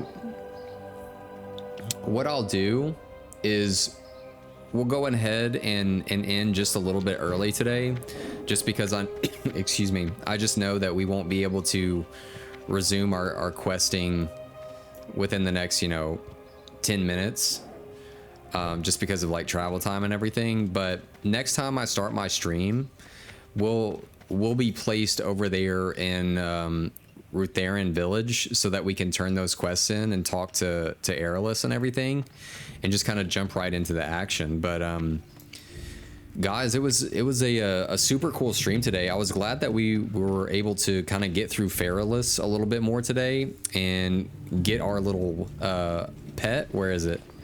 Our little sprite daughter, and just hang out. So yeah, I hope you guys have an amazing rest of the week and enjoy your Memorial Day today. So let's get a little slash wave out there. All right, we'll be seeing you next time. Peace.